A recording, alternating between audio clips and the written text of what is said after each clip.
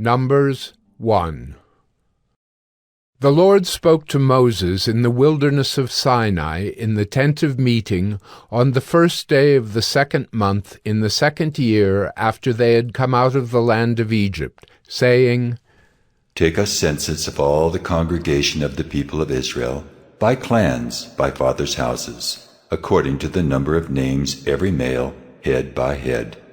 From 20 years old and upward, all in Israel who are able to go to war, you and Aaron shall list them company by company. And there shall be with you a man from each tribe, each man being the head of the house of his fathers. And these are the names of the men who shall assist you. From Reuben, Elizur the son of Shedeur. From Simeon, Shelumiel the son of Zurishaddai. From Judah, Nahshon the son of Amminadab. From Issachar, Nathanael the son of Zuar. From Zebulun, Eliab the son of Helon. From the sons of Joseph, from Ephraim, Elishama the son of Ammihud. And from Manasseh, Gamaliel the son of Pedazur. From Benjamin, Abidan the son of Gideoni. From Dan, Ahiezer the son of Ammishaddai. From Asher, Pagiel the son of Ochran. From Gad, Eliasaph the son of Deuel. From Naphtali, Ahira the son of Enan. These were the ones chosen from the congregation, the chiefs of their ancestral tribes, the heads of the clans of Israel. Moses and Aaron took these men who had been named, and on the first day of the second month they assembled the whole congregation together, who registered themselves by clans, by fathers' houses, according to the number of names from 20 years old and upward, head by head, as the Lord commanded Moses. So he listed them in the wilderness of Sinai. The people of Reuben, Israel's firstborn, their generations by their clans, by their fathers' houses, according to the number of names, head by head, every male from 20 years old and upward, all who were able to go to war. Those listed of the tribe of Reuben were 46,500. Of the people of Simeon, their generations, by their clans, by their fathers' houses, those of them who were listed, according to the number of names, head by head, every male from 20 years old and upward, all who were able to go to war. Those listed of the tribe of Simeon were 59,300. Of the people of Gad, their generations, by their clans, by their fathers' houses, according to the number of the names from 20 years old and upward, all who were able to go to war. Those listed of the tribe of Gad were 45,650. Of the people of Judah, their generations, by their clans, by their fathers' houses, according to the number of names, from 20 years old and upward, every man able to go to war. Those listed of the tribe of Judah were 74,600. Of the people of Issachar, their generations, by their clans, by their fathers' houses, according to the number of names, from 20 years old and upward, every man able to go to war. Those listed of the tribe of Issachar were 54,400. Of the people of Zebulun.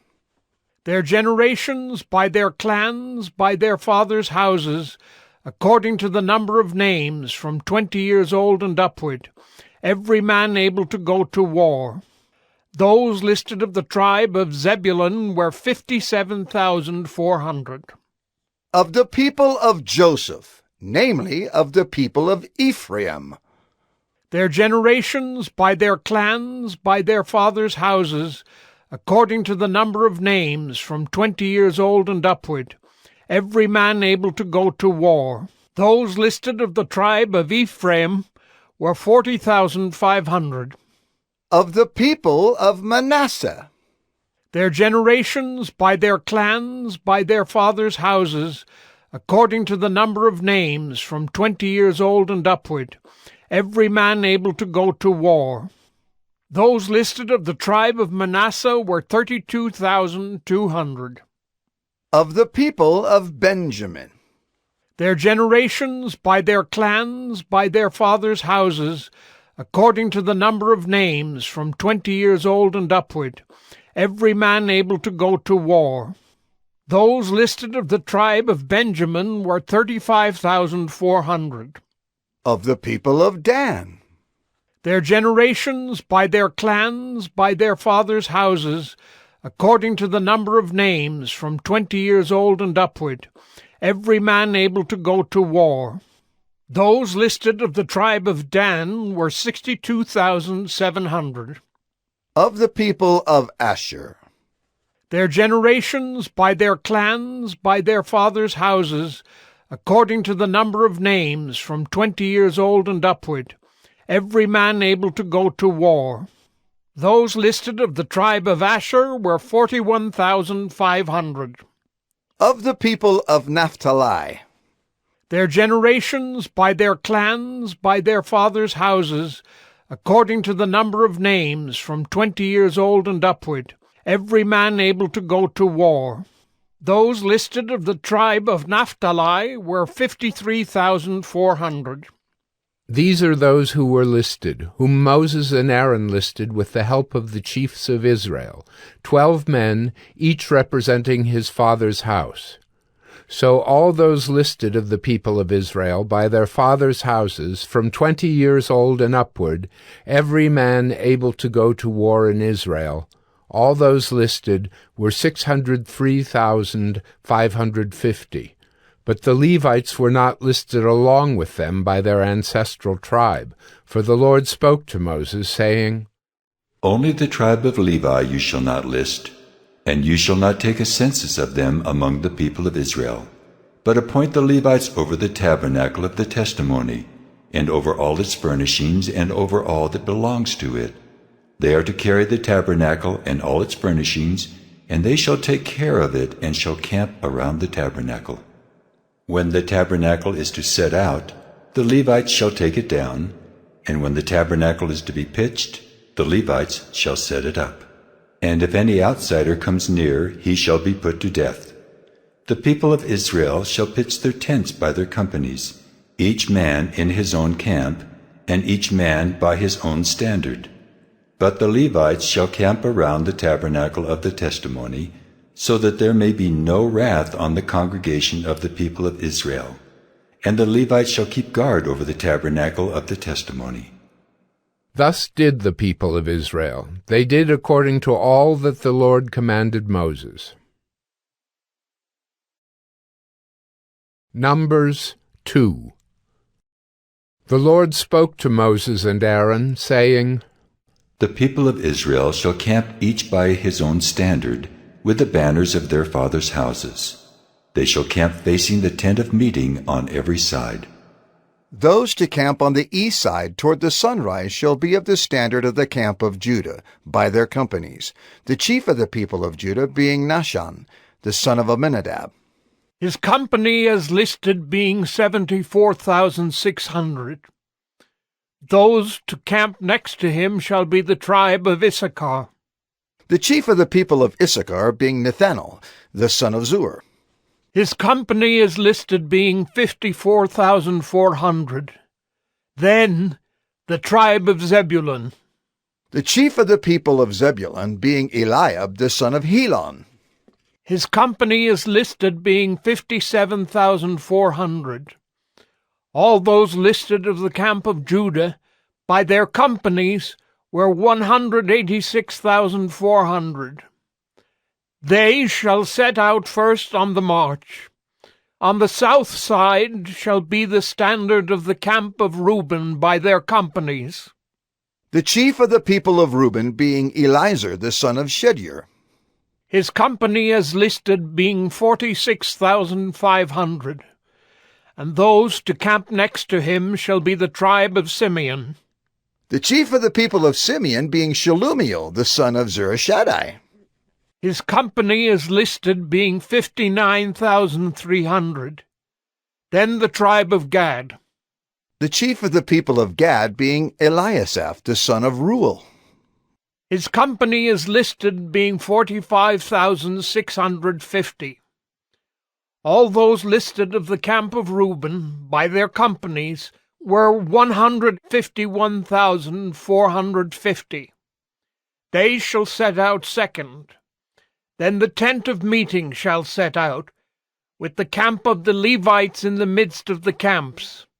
As they camp, so shall they set out, each in position, standard by standard. On the west side shall be the standard of the camp of Ephraim by their companies. The chief of the people of Ephraim being Elishama the son of Ammihud. His company is listed being 40,500. And next to him shall be the tribe of Manasseh, the chief of the people of Manasseh being Gamaliel the son of Pedazur. His company is listed being 32,200. Then the tribe of Benjamin. The chief of the people of Benjamin being Abidan the son of Gideoni.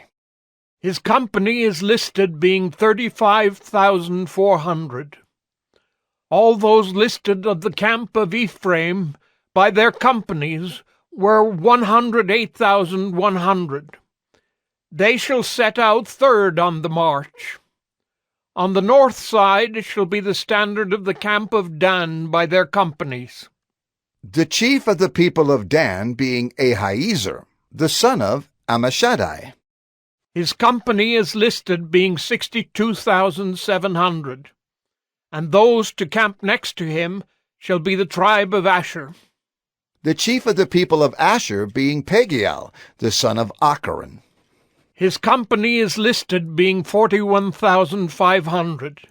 Then the tribe of Naphtali. The chief of the people of Naphtali being Ahira, the son of Enan.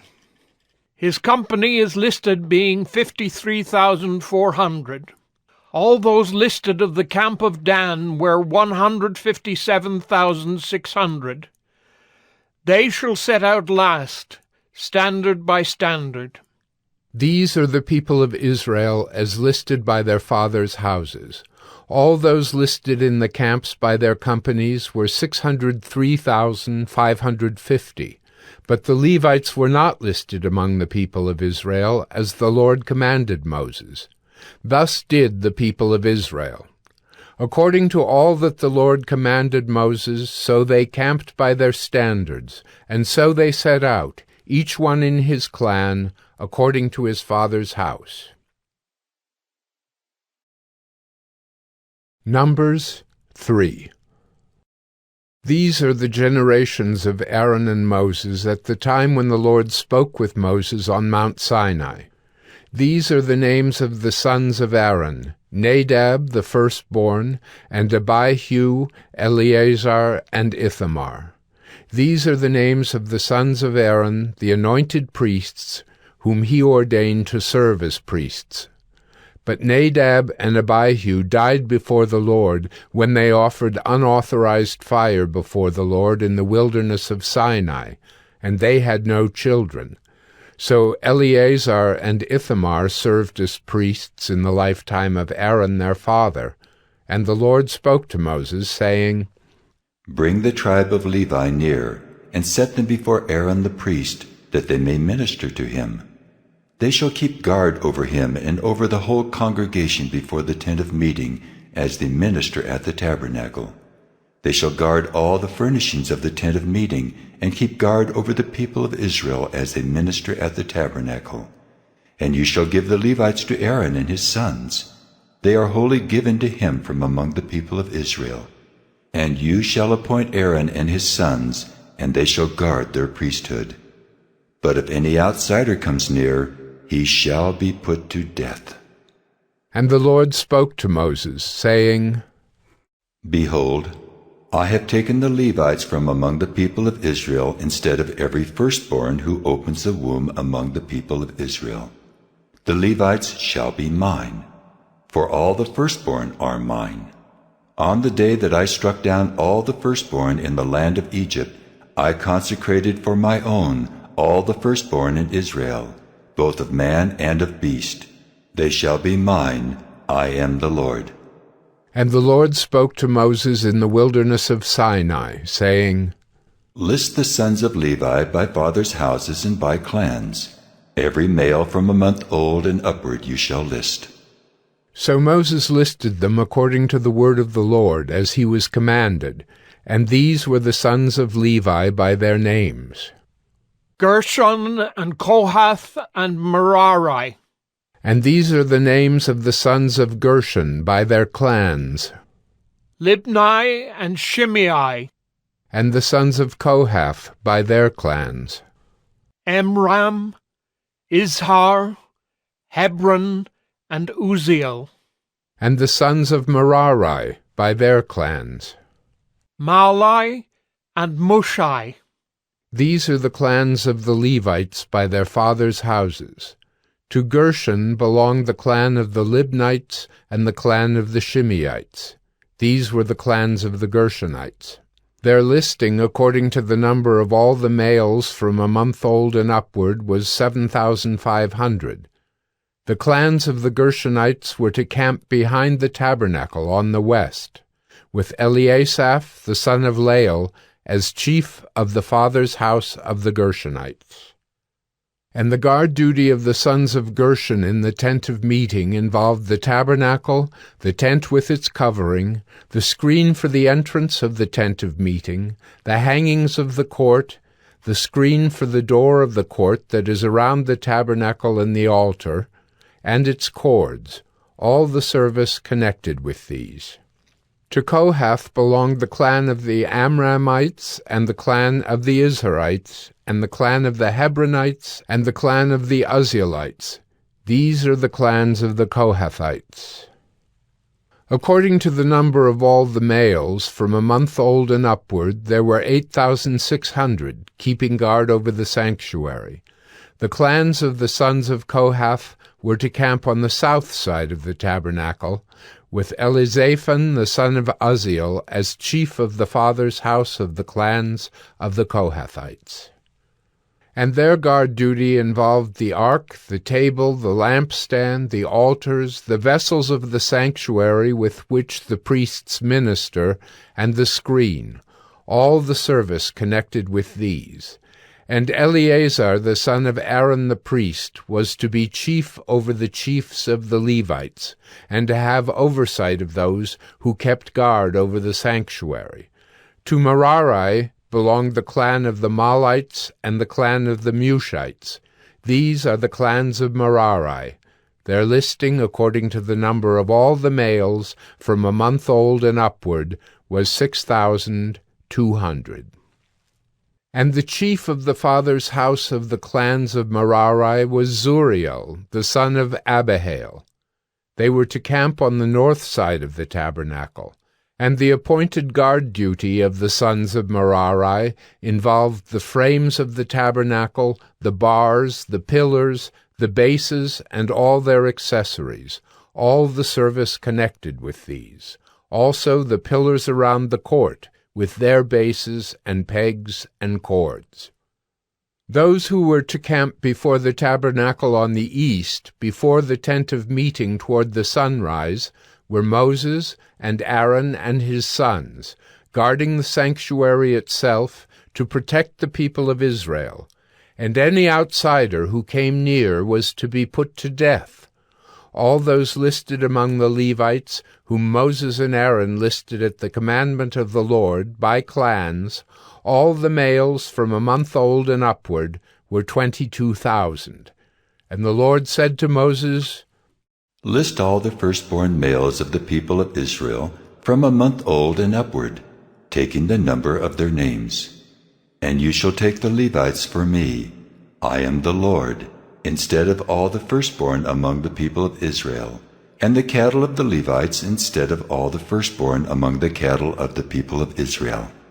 So Moses listed all the firstborn among the people of Israel as the Lord commanded him, and all the firstborn males, according to the number of names, from a month old and upward as listed, were 22,273. And the Lord spoke to Moses, saying, Take the Levites instead of all the firstborn among the people of Israel, and the cattle of the Levites instead of their cattle. The Levites shall be mine. I am the Lord. And as the redemption price for the 273 of the firstborn of the people of Israel, over and above the number of the male Levites, you shall take 5 shekels per head. You shall take them according to the shekel of the sanctuary, the shekel of 20 gerahs. And give the money to Aaron and his sons as the redemption price for those who are over. So Moses took the redemption money from those who were over and above those redeemed by the Levites. From the firstborn of the people of Israel he took the money, 1,365 shekels by the shekel of the sanctuary. And Moses gave the redemption money to Aaron and his sons, according to the word of the Lord, as the Lord commanded Moses. Numbers 4. The Lord spoke to Moses and Aaron, saying, Take a census of the sons of Kohath from among the sons of Levi, by their clans and their fathers' houses, from 30 years old up to 50 years old, all who can come on duty to do the work in the tent of meeting. This is the service of the sons of Kohath in the tent of meeting, the most holy things. When the camp is to set out, Aaron and his sons shall go in and take down the veil of the screen and cover the ark of the testimony with it. Then they shall put on it a covering of goatskin, and spread on top of that a cloth all of blue, and shall put in its poles. And over the table of the bread of the presence they shall spread a cloth of blue, and put on it the plates, the dishes for incense, the bowls, and the flagons for the drink offering. The regular showbread also shall be on it. Then they shall spread over them a cloth of scarlet, and cover the same with a covering of goatskin, and shall put in its poles. And they shall take a cloth of blue, and cover the lampstand for the light, with its lamps, its tongs, its trays, and all the vessels for oil with which it is supplied. And they shall put it with all its utensils in a covering of goatskin, and put it on the carrying frame. And over the golden altar they shall spread a cloth of blue, and cover it with a covering of goatskin, and shall put in its poles. And they shall take all the vessels of the service that are used in the sanctuary, and put them in a cloth of blue, and cover them with a covering of goatskin, and put them on the carrying frame. And they shall take away the ashes from the altar, and spread a purple cloth over it, and they shall put on it all the utensils of the altar, which are used for the service there, the fire pans, the forks, the shovels, and the basins, all the utensils of the altar, and they shall spread on it a covering of goatskin, and shall put in its poles. And when Aaron and his sons have finished covering the sanctuary and all the furnishings of the sanctuary, as the camp sets out, after that the sons of Kohath shall come to carry these. But they must not touch the holy things, lest they die. These are the things of the tent of meeting that the sons of Kohath are to carry. And Eleazar, the son of Aaron the priest, shall have charge of the oil for the light, the fragrant incense, the regular grain offering, and the anointing oil, with the oversight of the whole tabernacle, and all that is in it, of the sanctuary and its vessels. The Lord spoke to Moses and Aaron, saying, Let not the tribe of the clans of the Kohathites be destroyed from among the Levites. but deal thus with them, that they may live and not die when they come near to the most holy things. Aaron and his sons shall go in and appoint them each to his task and to his burden. But they shall not go in to look on the holy things even for a moment, lest they die. The Lord spoke to Moses, saying, Take a census of the sons of Gershon also by their fathers' houses and by their clans. From 30 years old up to 50 years old you shall list them, all who can come to do duty, to do service in the tent of meeting. This is the service of the clans of the Gershonites in serving and bearing burdens. They shall carry the curtains of the tabernacle and the tent of meeting with its covering, and the covering of goatskin that is on top of it, and the screen for the entrance of the tent of meeting, and the hangings of the court, and the screen for the entrance of the gate of the court that is around the tabernacle, and the altar, and their cords, and all the equipment for their service. And they shall do all that needs to be done with regard to them. All the service of the sons of the Gershonites shall be at the command of Aaron and his sons, in all that they are to carry, and in all that they have to do. And you shall assign to their charge all that they are to carry. This is the service of the clans of the sons of the Gershonites in the tent of meeting, and their guard duty is to be under the direction of Ithamar, the son of Aaron the priest. As for the sons of Merari, you shall list them by their clans and their fathers' houses. From 30 years old up to 50 years old you shall list them, every one who can come on duty to do the service of the tent of meeting. And this is what they are charged to carry. As the whole of their service in the tent of meeting, the frames of the tabernacle, with its bars, pillars, and bases, and the pillars around the court with their bases, pegs, and cords, with all their equipment and all their accessories. And you shall list by name the objects that they are required to carry. This is the service of the clans of the sons of Merari, the whole of their service in the tent of meeting, under the direction of Ithamar, the son of Aaron the priest. And Moses and Aaron and the chiefs of the congregation listed the sons of the Kohathites by their clans and their fathers' houses, from 30 years old up to 50 years old, everyone who could come on duty for service in the tent of meeting.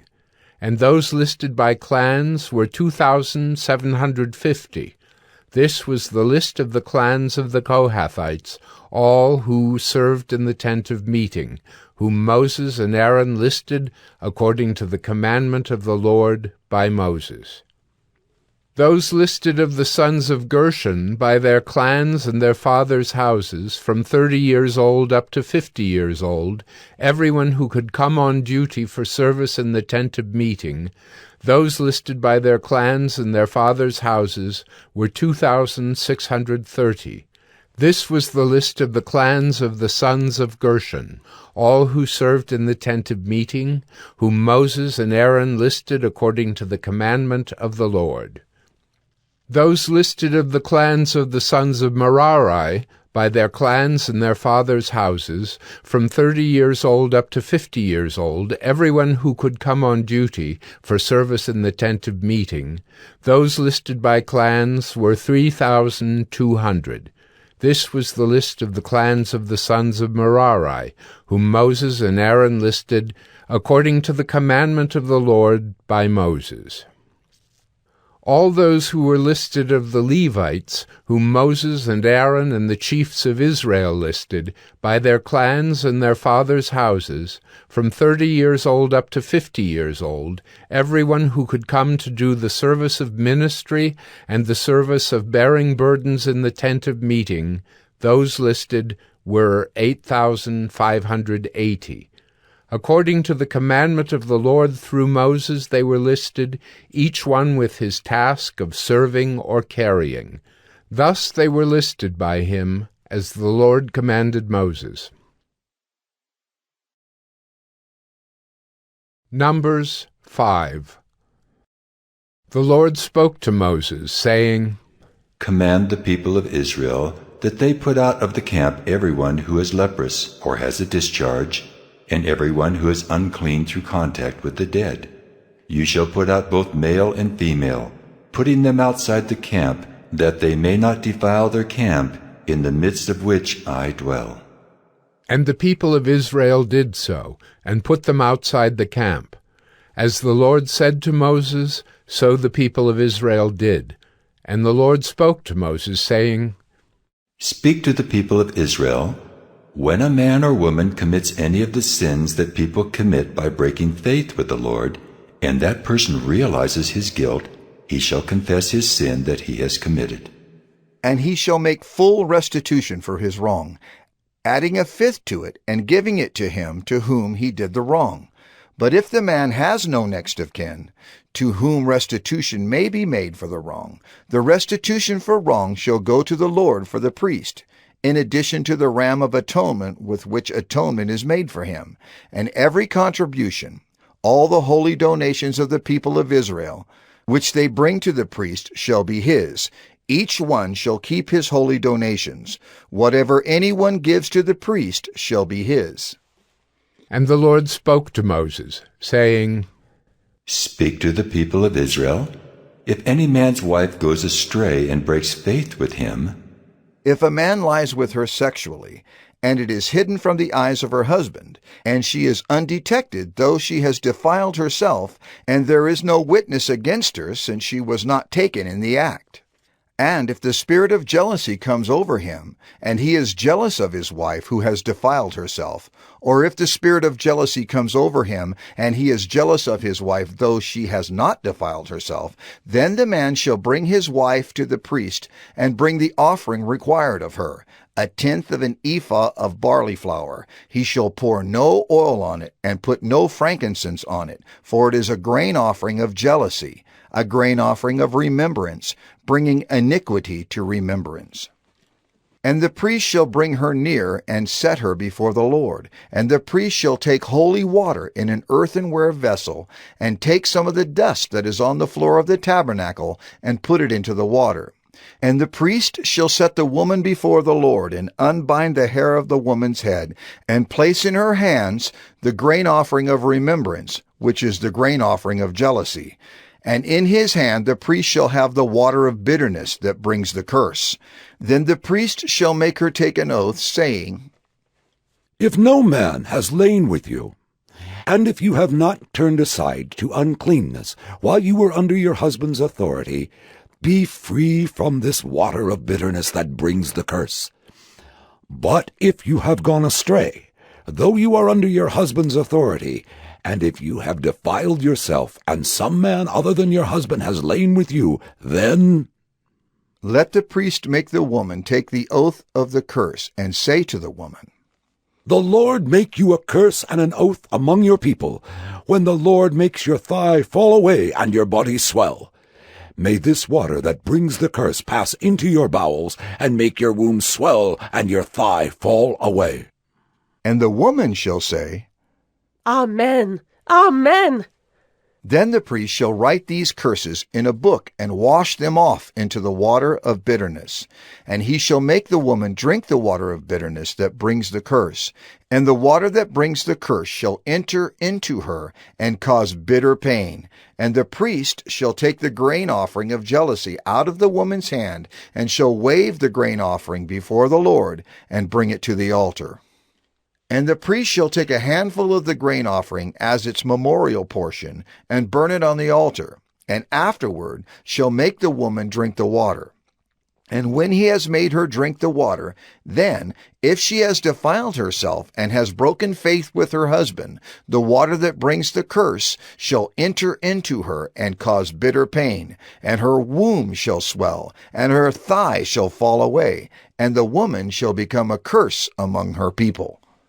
But if the woman has not defiled herself and is clean, then she shall be free and shall conceive children.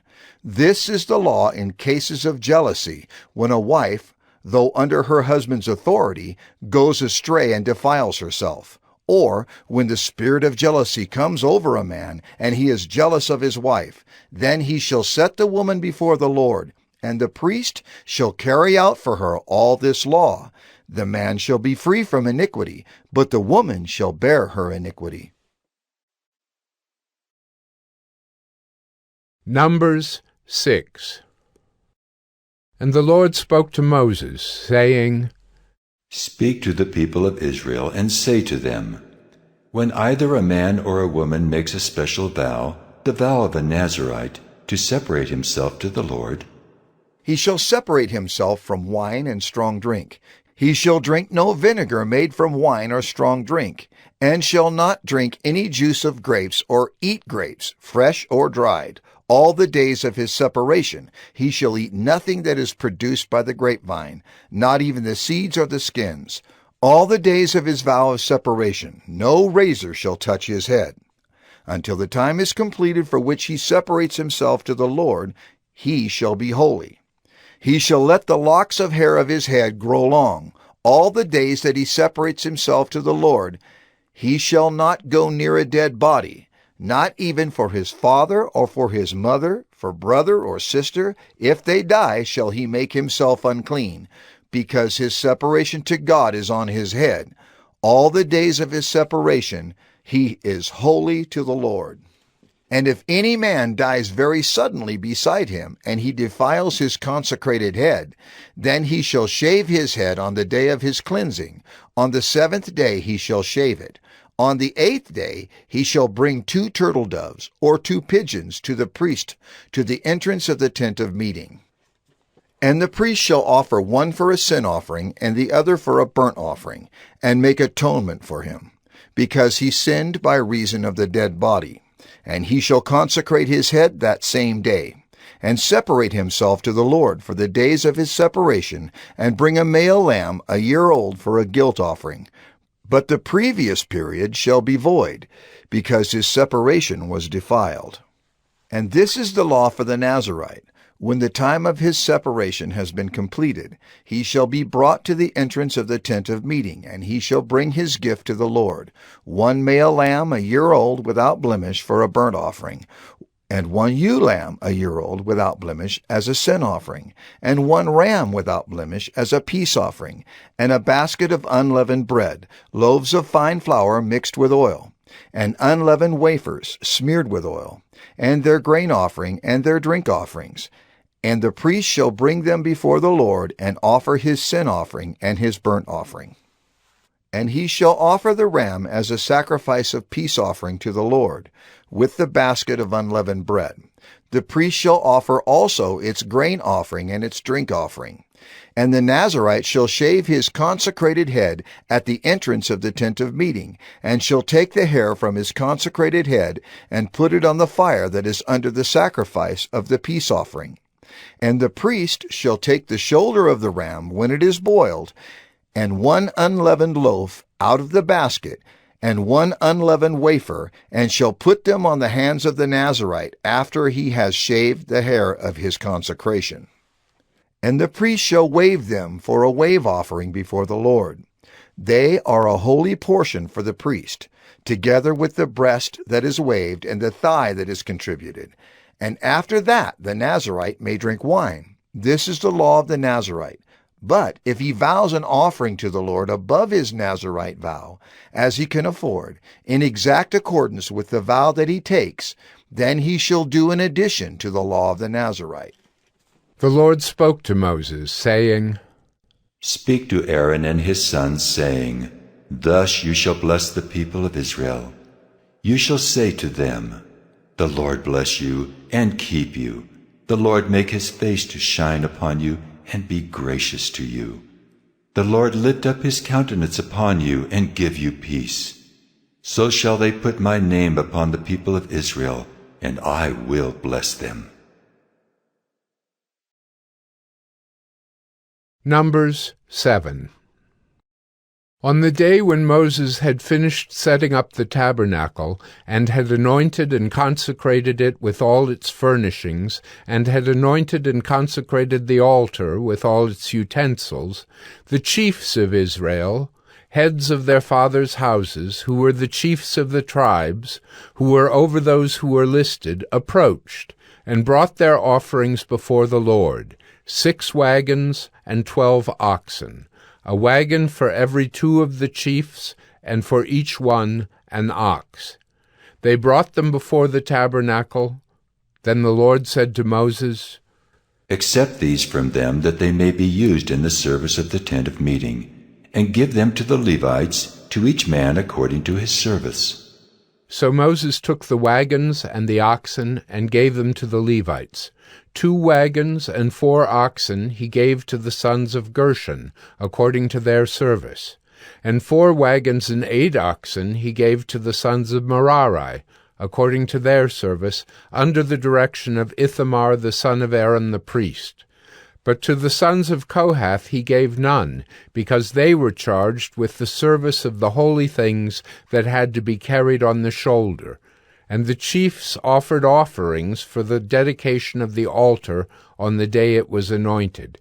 And the chiefs offered their offering before the altar. And the Lord said to Moses, They shall offer their offerings, 1 chief each day for the dedication of the altar. He who offered his offering the first day was Nahshon, the son of Amminadab, of the tribe of Judah.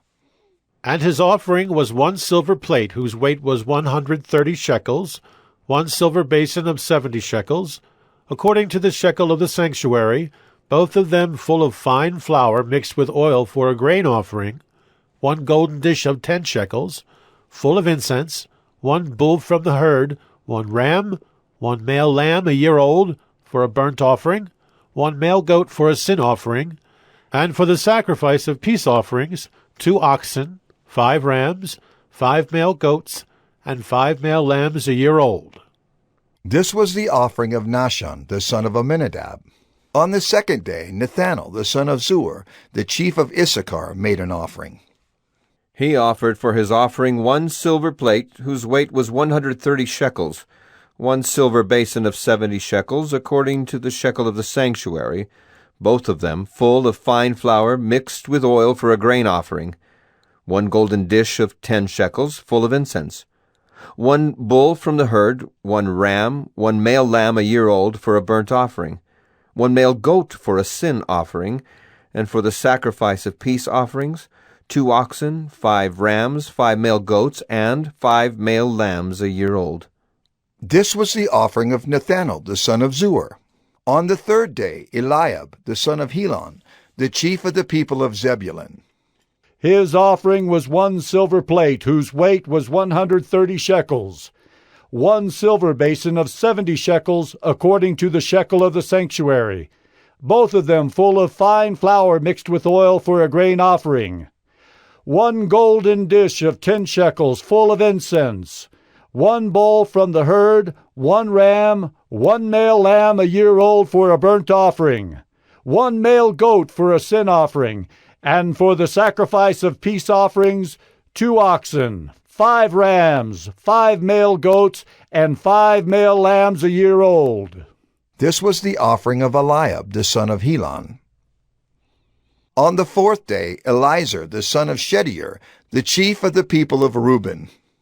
His offering was 1 silver plate, whose weight was 130 shekels, 1 silver basin of 70 shekels, according to the shekel of the sanctuary, both of them full of fine flour mixed with oil for a grain offering, 1 golden dish of 10 shekels, full of incense, 1 bull from the herd, 1 ram, 1 male lamb a year old for a burnt offering, 1 male goat for a sin offering, and for the sacrifice of peace offerings, 2 oxen, 5 rams, 5 male goats, and 5 male lambs a year old. This was the offering of Eliezer, the son of Shedeur. On the fifth day, Shelumiel, the son of Zurishaddai, the chief of the people of Simeon. His offering was 1 silver plate, whose weight was 130 shekels, 1 silver basin of 70 shekels, according to the shekel of the sanctuary, both of them full of fine flour mixed with oil for a grain offering, 1 golden dish of 10 shekels, full of incense, 1 bull from the herd, 1 ram, 1 male lamb a year old for a burnt offering, 1 male goat for a sin offering, and for the sacrifice of peace offerings, 2 oxen, 5 rams, 5 male goats, and 5 male lambs a year old. This was the offering of Shelumiel, the son of Zurishaddai. On the sixth day, Eliasaph, the son of Deuel, the chief of the people of Gad. His offering was 1 silver plate, whose weight was 130 shekels, 1 silver basin of 70 shekels, according to the shekel of the sanctuary, both of them full of fine flour mixed with oil for a grain offering, 1 golden dish of 10 shekels, full of incense, 1 bull from the herd, 1 ram, 1 male lamb a year old for a burnt offering, 1 male goat for a sin offering, and for the sacrifice of peace offerings 2 oxen, 5 rams, 5 male goats, and 5 male lambs a year old. This was the offering of Eliasaph, the son of Deuel. On the 7th day, Elishama, the son of Ammihud, the chief of the people of Ephraim. His offering was 1 silver plate whose weight was 130 shekels, 1 silver basin of 70 shekels, according to the shekel of the sanctuary, both of them full of fine flour mixed with oil for a grain offering, 1 golden dish of 10 shekels, full of incense, 1 bull from the herd, 1 ram, 1 male lamb a year old for a burnt offering, 1 male goat for a sin offering, and for the sacrifice of peace offerings 2 oxen, 5 rams, 5 male goats, and 5 male lambs a year old. This was the offering of Elishama, the son of Ammihud. On the 8th day, Gamaliel, the son of Pedazur, the chief of the people of Manasseh. His offering was 1 silver plate, whose weight was 130 shekels, 1 silver basin of 70 shekels, according to the shekel of the sanctuary, both of them full of fine flour, mixed with oil, for a grain offering, 1 golden dish of 10 shekels, full of incense, 1 bull from the herd, 1 ram, 1 male lamb a year old for a burnt offering, 1 male goat for a sin offering, and for the sacrifice of peace offerings 2 oxen, 5 rams, 5 male goats, and 5 male lambs a year old. This was the offering of Gamaliel, the son of Pedazur. On the 9th day, Abidan, the son of Gideoni, the chief of the people of Benjamin. His offering was 1 silver plate whose weight was 130 shekels, 1 silver basin of 70 shekels, according to the shekel of the sanctuary, both of them full of fine flour mixed with oil for a grain offering, 1 golden dish of 10 shekels, full of incense, 1 bull from the herd, 1 ram, 1 male lamb a year old for a burnt offering, 1 male goat for a sin offering, and for the sacrifice of peace offerings 2 oxen, 5 rams, 5 male goats, and 5 male lambs a year old. This was the offering of Abidan, the son of Gideoni. On the 10th day, Ahiezer, the son of Ammishaddai, the chief of the people of Dan. His offering was 1 silver plate, whose weight was 130 shekels, 1 silver basin of 70 shekels, according to the shekel of the sanctuary, both of them full of fine flour mixed with oil for a grain offering, 1 golden dish of 10 shekels, full of incense, 1 bull from the herd, 1 ram, 1 male lamb a year old for a burnt offering, 1 male goat for a sin offering, and for the sacrifice of peace offerings 2 oxen, 5 rams, 5 male goats, and 5 male lambs a year old. This was the offering of Ahiezer, the son of Ammishaddai. On the 11th day, Pagiel, the son of Achran, the chief of the people of Asher. His offering was 1 silver plate, whose weight was 130 shekels, 1 silver basin of 70 shekels, according to the shekel of the sanctuary, both of them full of fine flour mixed with oil for a grain offering, 1 golden dish of 10 shekels, full of incense, 1 bull from the herd, 1 ram, 1 male lamb a year old for a burnt offering, 1 male goat for a sin offering, and for the sacrifice of peace offerings 2 oxen, 5 rams, 5 male goats, and 5 male lambs a year old. This was the offering of Pagiel, the son of Achran. On the 12th day, Ahira, the son of Enan, the chief of the people of Naphtali. His offering was 1 silver plate, whose weight was 130 shekels, 1 silver basin of 70 shekels, according to the shekel of the sanctuary, both of them full of fine flour, mixed with oil for a grain offering, 1 golden dish of 10 shekels, full of incense, 1 bull from the herd, 1 ram, 1 male lamb a year old for a burnt offering, 1 male goat for a sin offering, and for the sacrifice of peace offerings 2 oxen, 5 rams, 5 male goats, and 5 male lambs a year old. This was the offering of Ahira, the son of Enan. This was the dedication offering for the altar on the day when it was anointed from the chiefs of Israel. 12 silver plates, 12 silver basins, 12 golden dishes, each silver plate weighing 130 shekels, and each basin 70. All the silver of the vessels 2,400 shekels, according to the shekel of the sanctuary. The 12 golden dishes, full of incense, weighing 10 shekels apiece, according to the shekel of the sanctuary. All the gold of the dishes being 120 shekels. All the cattle for the burnt offering 12 bulls, 12 rams, 12 male lambs a year old with their grain offering, and 12 male goats for a sin offering.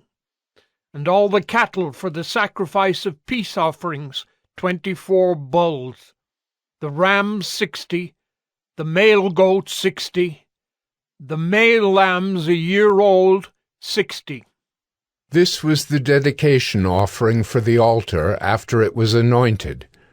And when Moses went into the tent of meeting to speak with the Lord, he heard the voice speaking to him from above the mercy seat that was on the ark of the testimony from between the 2 cherubim, and it spoke to him.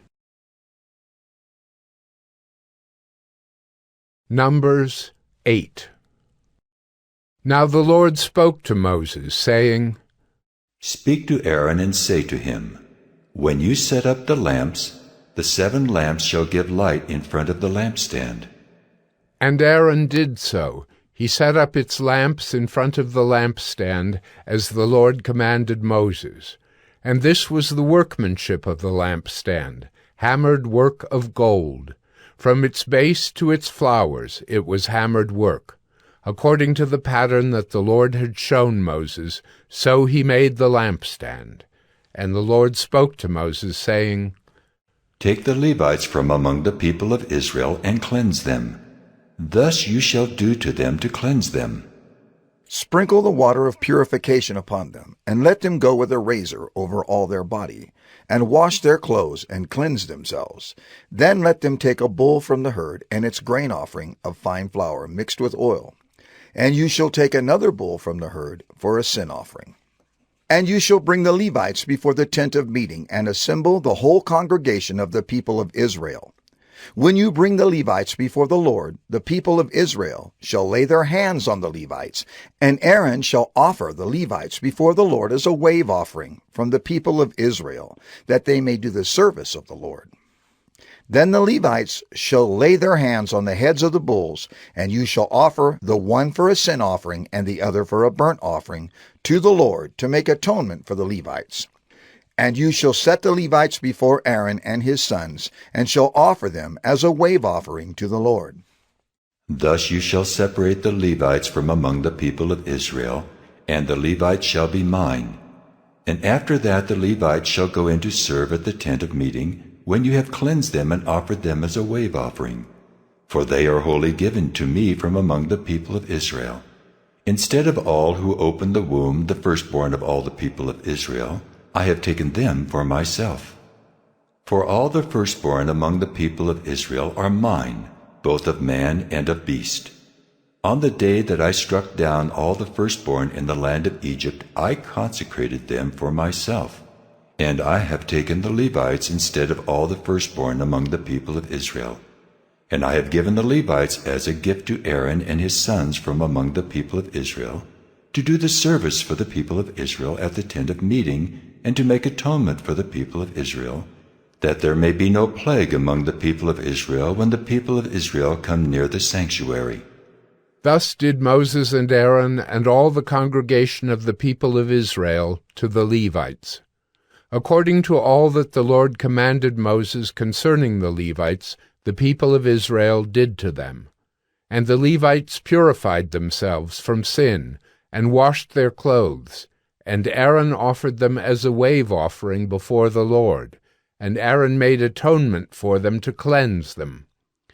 And after that the Levites went in to do their service in the tent of meeting before Aaron and his sons, as the Lord had commanded Moses concerning the Levites, so they did to them. And the Lord spoke to Moses, saying, This applies to the Levites. From 25 years old and upward they shall come to do duty in the service of the tent of meeting. And from the age of 50 years they shall withdraw from the duty of the service and serve no more. They minister to their brothers in the tent of meeting by keeping guard, but they shall do no service. Thus shall you do to the Levites in assigning their duties. Numbers 9. And the Lord spoke to Moses in the wilderness of Sinai, in the 1st month of the 2nd year after they had come out of the land of Egypt, saying, Let the people of Israel keep the Passover at its appointed time. On the 14th day of this month, at twilight, you shall keep it at its appointed time. According to all its statutes and all its rules, you shall keep it. So Moses told the people of Israel that they should keep the Passover. And they kept the Passover in the 1st month on the 14th day of the month at twilight in the wilderness of Sinai. According to all that the Lord commanded Moses, so the people of Israel did. And there were certain men who were unclean through touching a dead body, so that they could not keep the Passover on that day. And they came before Moses and Aaron on that day. And those men said to him, We are unclean through touching a dead body. Why are we kept from bringing the Lord's offering at its appointed time among the people of Israel? And Moses said to them, Wait, that I may hear what the Lord will command concerning you. The Lord spoke to Moses, saying, Speak to the people of Israel, saying, If any one of you or of your descendants is unclean through touching a dead body, or is on a long journey, he shall still keep the Passover to the Lord. In the 2nd month, on the 14th day, at twilight they shall keep it. They shall eat it with unleavened bread and bitter herbs. They shall leave none of it until the morning, nor break any of its bones. According to all the statute for the Passover they shall keep it. But if anyone who is clean and is not on a journey fails to keep the Passover, that person shall be cut off from his people, because he did not bring the Lord's offering at its appointed time. That man shall bear his sin. And if a stranger sojourns among you, and would keep the Passover to the Lord, according to the statute of the Passover and according to its rule, so shall he do. You shall have one statute, both for the sojourner and for the native.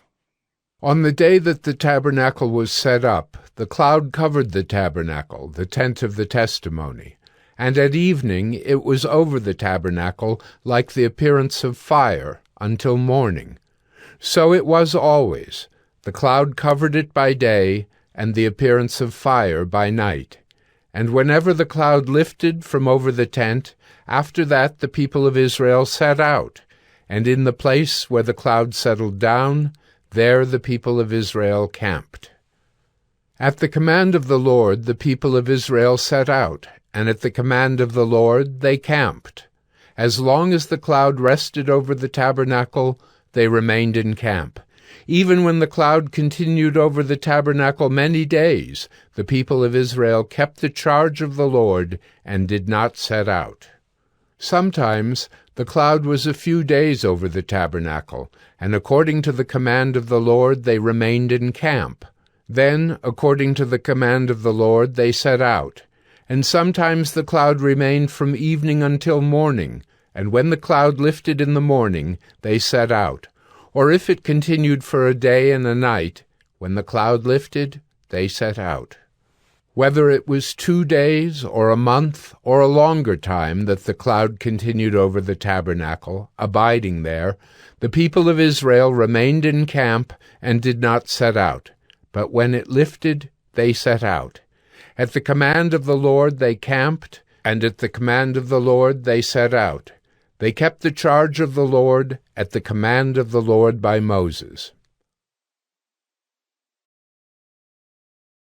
Numbers 10. The Lord spoke to Moses, saying, Make 2 silver trumpets, of hammered work you shall make them, and you shall use them for summoning the congregation and for breaking camp. And when both are blown, all the congregation shall gather themselves to you at the entrance of the tent of meeting. But if they blow only one, then the chiefs, the heads of the tribes of Israel, shall gather themselves to you. When you blow an alarm, the camps that are on the east side shall set out. And when you blow an alarm the second time, the camps that are on the south side shall set out. An alarm is to be blown whenever they are to set out. But when the assembly is to be gathered together, you shall blow a long blast, but you shall not sound an alarm. And the sons of Aaron, the priests, shall blow the trumpets. The trumpets shall be to you for a perpetual statute throughout your generations. And when you go to war in your land against the adversary who oppresses you, then you shall sound an alarm with the trumpets, that you may be remembered before the Lord your God, and you shall be saved from your enemies. On the day of your gladness also, and at your appointed feasts, and at the beginnings of your months, you shall blow the trumpets over your burnt offerings, and over the sacrifices of your peace offerings. They shall be a reminder of you before your God. I am the Lord your God. In the 2nd year, in the 2nd month, on the 20th day of the month, the cloud lifted from over the tabernacle of the testimony, and the people of Israel set out by stages from the wilderness of Sinai. And the cloud settled down in the wilderness of Paran. They set out for the first time at the command of the Lord by Moses. The standard of the camp of the people of Judah, set out first by their companies, and over their company, was Nahshon, the son of Amminadab. And over the company of the tribe of the people of Issachar was Nathanael, the son of Zuar. And over the company of the tribe of the people of Zebulun was Eliab, the son of Helon. And when the tabernacle was taken down, the sons of Gershon and the sons of Merari, who carried the tabernacle, set out. And the standard of the camp of Reuben set out by their companies, and over their company was Elizur, the son of Shedeur. And over the company of the tribe of the people of Simeon was Shelumiel, the son of Zurishaddai. And over the company of the tribe of the people of Gad was Eliasaph, the son of Deuel. Then the Kohathites set out, carrying the holy things, and the tabernacle was set up before their arrival. And the standard of the camp of the people of Ephraim set out by their companies, and over their company was Elishama, the son of Ammihud. And over the company of the tribe of the people of Manasseh was Gamaliel, the son of Pedazur. And over the company of the tribe of the people of Benjamin was Abidan, the son of Gideoni. Then the standard of the camp of the people of Dan, acting as the rear guard of all the camps, set out by their companies. And over their company was Ahiezer, the son of Ammishaddai. And over the company of the tribe of the people of Asher was Pagiel, the son of Ochran. And over the company of the tribe of the people of Naphtali was Ahira, the son of Enan. This was the order of march of the people of Israel by their companies when they set out. And Moses said to Hobab, the son of Reuel the Midianite, Moses' father-in-law, We are setting out for the place of which the Lord said, I will give it to you. Come with us, and we will do good to you, for the Lord has promised good to Israel. But he said to him, I will not go. I will depart to my own land and to my kindred. And he said, Please do not leave us, for you know where we should camp in the wilderness, and you will serve as eyes for us. And if you do go with us, whatever good the Lord will do to us, the same will we do to you. So they set out from the mount of the Lord 3 days' journey. And the ark of the covenant of the Lord went before them 3 days' journey to seek out a resting place for them. And the cloud of the Lord was over them by day whenever they set out from the camp.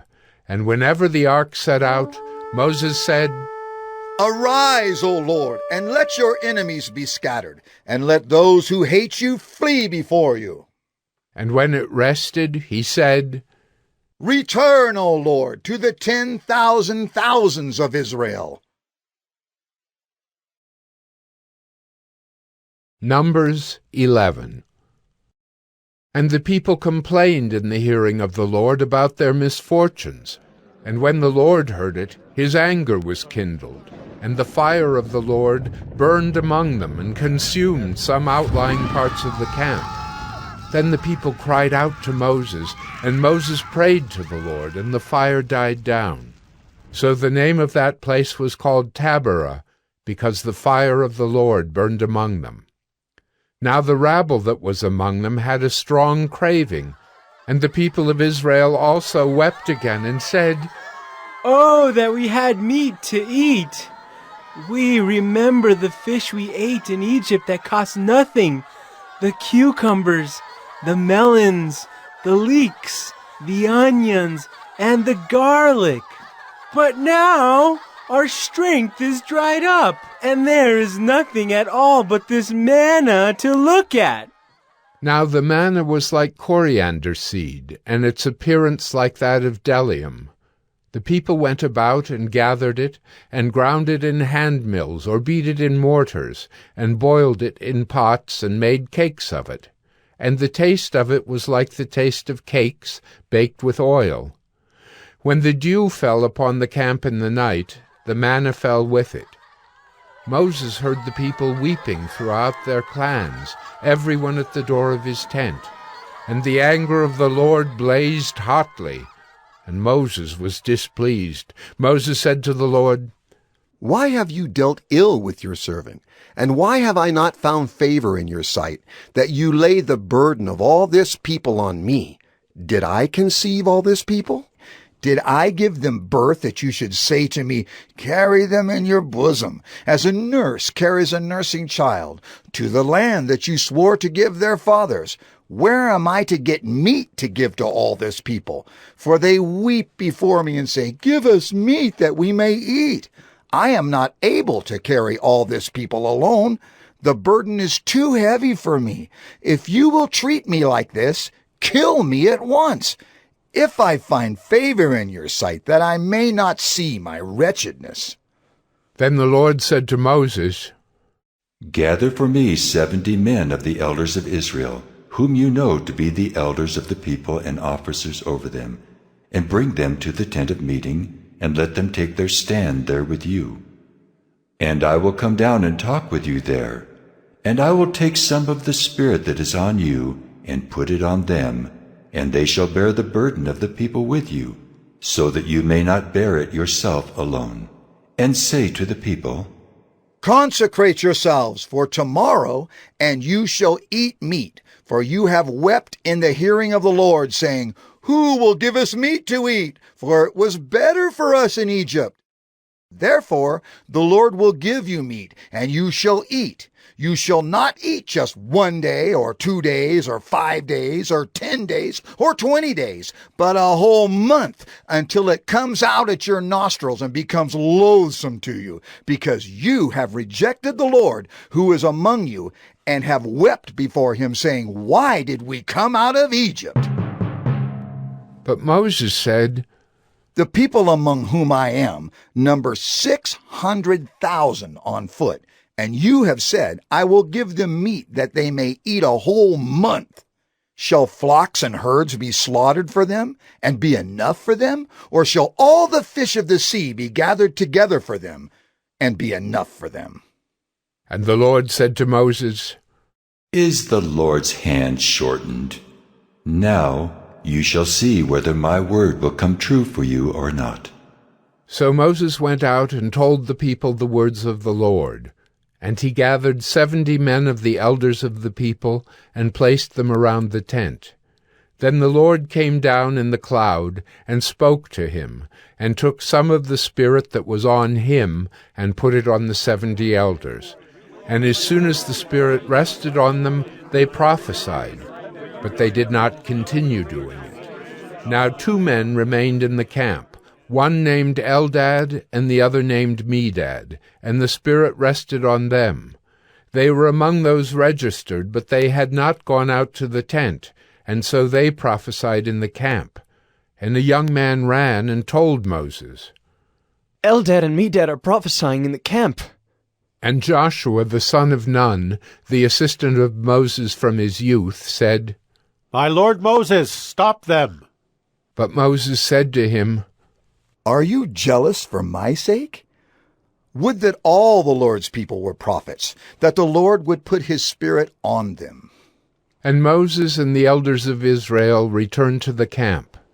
Then a wind from the Lord sprang up, and it brought quail from the sea and let them fall beside the camp, about a day's journey on this side and a day's journey on the other side, around the camp and about 2 cubits above the ground. And the people rose all that day and all night and all the next day, and gathered the quail. Those who gathered least gathered 10 homers, and they spread them out for themselves all around the camp. While the meat was yet between their teeth, before it was consumed, the anger of the Lord was kindled against the people, and the Lord struck down the people with a very great plague. Therefore the name of that place was called Kibroth Hattaavah, because there they buried the people who had the craving. From Kibroth Hattaavah the people journeyed to Hazerath, and they remained at Hazerath. Numbers 12. Miriam and Aaron spoke against Moses because of the Cushite woman whom he had married, for he had married a Cushite woman, and they said, Has the Lord indeed spoken only through Moses? Has he not spoken through us also? And the Lord heard it. Now the man Moses was very meek, more than all people who were on the face of the earth. And suddenly the Lord said to Moses and to Aaron and Miriam, Come out, you 3, to the tent of meeting. And the 3 of them came out.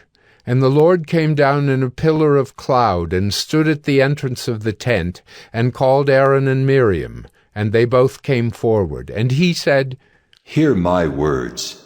If there is a prophet among you, I, the Lord, make myself known to him in a vision. I speak with him in a dream. Not so with my servant Moses. He is faithful in all my house. With him I speak mouth to mouth clearly, and not in riddles, and he beholds the form of the Lord. Why then were you not afraid to speak against my servant Moses? And the anger of the Lord was kindled against them, and he departed. When the cloud removed from over the tent, behold, Miriam was leprous, like snow. And Aaron turned toward Miriam, and behold, she was leprous. And Aaron said to Moses, O my Lord, do not punish us, because we have done foolishly and have sinned. Let her not be as one dead, whose flesh is half eaten away when he comes out of his mother's womb. And Moses cried to the Lord, O God, please heal her. Please. But the Lord said to Moses, If her father had but spit in her face, should she not be shamed 7 days? Let her be shut outside the camp 7 days, and after that she may be brought in again. So Miriam was shut outside the camp 7 days, and the people did not set out on the march till Miriam was brought in again. After that the people set out from Hazerath, and camped in the wilderness of Paran. Numbers 13. The Lord spoke to Moses, saying, Send men to spy out the land of Canaan, which I am giving to the people of Israel. From each tribe of their fathers you shall send a man, every one a chief among them. So Moses sent them from the wilderness of Paran, according to the command of the Lord, all of them men who were heads of the people of Israel, and these were their names. From the tribe of Reuben, Shemuah the son of Zachar. From the tribe of Simeon, Shaphat the son of Hori. From the tribe of Judah, Caleb the son of Jephunneh. From the tribe of Issachar, Igal the son of Joseph. From the tribe of Ephraim, Hoshea, the son of Nun. From the tribe of Benjamin. Paltai, the son of Raphu. From the tribe of Zebulun. Gadiel, the son of Sodai. From the tribe of Joseph, that is, from the tribe of Manasseh. Gadai, the son of Susai. From the tribe of Dan. Amiel, the son of Gemalli. From the tribe of Asher. Sether, the son of Michael. From the tribe of Naphtali. Nabai, the son of Vapsai. From the tribe of Gad. Guel, the son of Machi. These were the names of the men whom Moses sent to spy out the land. And Moses called Hoshea, the son of Nun, Joshua. Moses sent them to spy out the land of Canaan, and said to them, Go up into the Negeb, and go up into the hill country, and see what the land is, and whether the people who dwell in it are strong or weak, whether they are few or many, and whether the land that they dwell in is good or bad, and whether the cities that they dwell in are camps or strongholds, and whether the land is rich or poor, and whether there are trees in it or not. Be of good courage, and bring some of the fruit of the land. Now the time was the season of the first ripe grapes. So they went up and spied out the land from the wilderness of Zin to Rehob, near Lebo-Hamath. They went up into the Negeb and came to Hebron. Ahiman, Shishai, and Talmai, the descendants of Anak, were there. Hebron was built 7 years before Zoan in Egypt. And they came to the valley of Eshcol, and cut down from there a branch with a single cluster of grapes, and they carried it on a pole between 2 of them. They also brought some pomegranates and figs. That place was called the Valley of Eshcol, because of the cluster that the people of Israel cut down from there. At the end of 40 days they returned from spying out the land, and they came to Moses and Aaron and to all the congregation of the people of Israel in the wilderness of Paran at Kadesh. They brought back word to them and to all the congregation, and showed them the fruit of the land. And they told him, We came to the land to which you sent us. It flows with milk and honey, and this is its fruit. However, the people who dwell in the land are strong, and the cities are fortified and very large. And besides, we saw the descendants of Anak there. The Amalekites dwell in the land of the Negeb. The Hittites, the Jebusites, and the Amorites dwell in the hill country, and the Canaanites dwell by the sea and along the Jordan. But Caleb quieted the people before Moses and said, Let us go up at once and occupy it, for we are well able to overcome it. Then the men who had gone up with him said, We are not able to go up against the people, for they are stronger than we are. So they brought to the people of Israel a bad report of the land that they had spied out, saying, The land to which we have gone to spy it out is a land that devours its inhabitants, and all the people that we saw in it are of great height. And there we saw the Nephilim, the sons of Anak who come from the Nephilim, and we seemed to ourselves like grasshoppers, and so we seemed to them. Numbers 14. Then all the congregation raised a loud cry, and the people wept that night. And all the people of Israel grumbled against Moses and Aaron. The whole congregation said to them, Would that we had died in the land of Egypt, or would that we had died in this wilderness? Why is the Lord bringing us into this land to fall by the sword? Our wives and our little ones will become a prey. Would it not be better for us to go back to Egypt? And they said to one another, Let us choose a leader and go back to Egypt. Then Moses and Aaron fell on their faces before all the assembly of the congregation of the people of Israel. And Joshua, the son of Nun, and Caleb, the son of Jephunneh, who were among those who had spied out the land, tore their clothes, and said to all the congregation of the people of Israel, The land which we passed through to spy it out is an exceedingly good land. If the Lord delights in us, he will bring us into this land and give it to us, a land that flows with milk and honey. Only do not rebel against the Lord, and do not fear the people of the land, for they are bread for us. Their protection is removed from them, and the Lord is with us. Do not fear them. Then all the congregation said to stone them with stones. But the glory of the Lord appeared at the tent of meeting to all the people of Israel. And the Lord said to Moses, How long will this people despise me? And how long will they not believe in me, in spite of all the signs that I have done among them? I will strike them with the pestilence and disinherit them. And I will make of you a nation greater and mightier than they. But Moses said to the Lord, Then the Egyptians will hear of it, for you brought up this people in your might from among them, and they will tell the inhabitants of this land, They have heard that you, O Lord, are in the midst of this people. For you, O Lord, are seen face to face, and your cloud stands over them, and you go before them in a pillar of cloud by day and in a pillar of fire by night. Now if you kill this people as one man, then the nations who have heard your fame will say, It is because the Lord was not able to bring this people into the land that he swore to give to them, that he has killed them in the wilderness.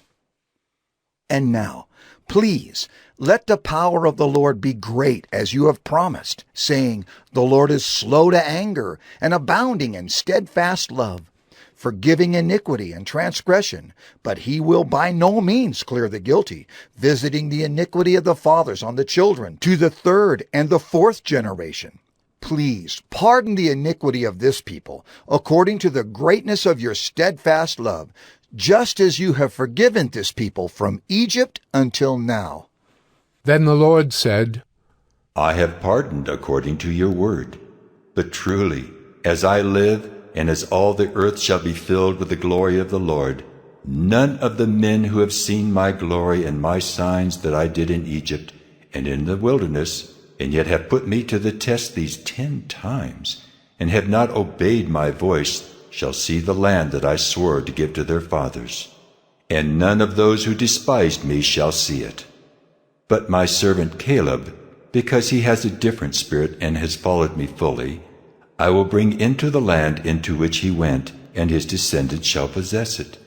Now, since the Amalekites and the Canaanites dwell in the valleys, turn tomorrow and set out for the wilderness by the way to the Red Sea. And the Lord spoke to Moses and to Aaron, saying, How long shall this wicked congregation grumble against me? I have heard the grumblings of the people of Israel, which they grumble against me. Say to them, As I live, declares the Lord, what you have said in my hearing I will do to you. Your dead bodies shall fall in this wilderness, and of all your number listed in the census from 20 years old and upward, who have grumbled against me, not one shall come into the land where I swore that I would make you dwell, except Caleb the son of Jephunneh, and Joshua the son of Nun. But your little ones, who you said would become a prey, I will bring in, and they shall know the land that you have rejected. But as for you, your dead bodies shall fall in this wilderness, and your children shall be shepherds in the wilderness 40 years, and shall suffer for your faithlessness, until the last of your dead bodies lies in the wilderness, according to the number of the days in which you spied out the land, 40 days, a year for each day. You shall bear your iniquity 40 years, and you shall know my displeasure. I, the Lord, have spoken. Surely this will I do to all this wicked congregation who are gathered together against me. In this wilderness they shall come to a full end, and there they shall die. And the men whom Moses sent to spy out the land, who returned and made all the congregation grumble against him by bringing up a bad report about the land, the men who brought up a bad report of the land died by plague before the Lord. Of those men who went to spy out the land, only Joshua the son of Nun and Caleb the son of Jephunneh remained alive. When Moses told these words to all the people of Israel, the people mourned greatly. And they rose early in the morning, and went up to the heights of the hill country, saying, "Here we are! We will go up to the place that the Lord has promised, for we have sinned." But Moses said, "Why now are you transgressing the command of the Lord, when that will not succeed? Do not go up, for the Lord is not among you, lest you be struck down before your enemies. For there the Amalekites and the Canaanites are facing you, and you shall fall by the sword, because you have turned back from following the Lord. The Lord will not be with you." But they presumed to go up to the heights of the hill country, although neither the ark of the covenant of the Lord nor Moses departed out of the camp. Then the Amalekites and the Canaanites who lived in that hill country came down and defeated them and pursued them, even to Hormah. Numbers 15. The Lord spoke to Moses, saying, "Speak to the people of Israel and say to them, When you come into the land you are to inhabit, which I am giving you, and you offer to the Lord from the herd or from the flock a food offering or a burnt offering or a sacrifice to fulfill a vow or as a free-will offering or at your appointed feasts, to make a pleasing aroma to the Lord, then he who brings his offering shall offer to the Lord a grain offering of 1/10 of an ephah of fine flour mixed with 1/4 of a hin of oil. And you shall offer with the burnt offering, or for the sacrifice, 1/4 of a hin of wine for the drink offering for each lamb, or for a ram, you shall offer for a grain offering 2/10 of an ephah of fine flour mixed with 1/3 of a hin of oil.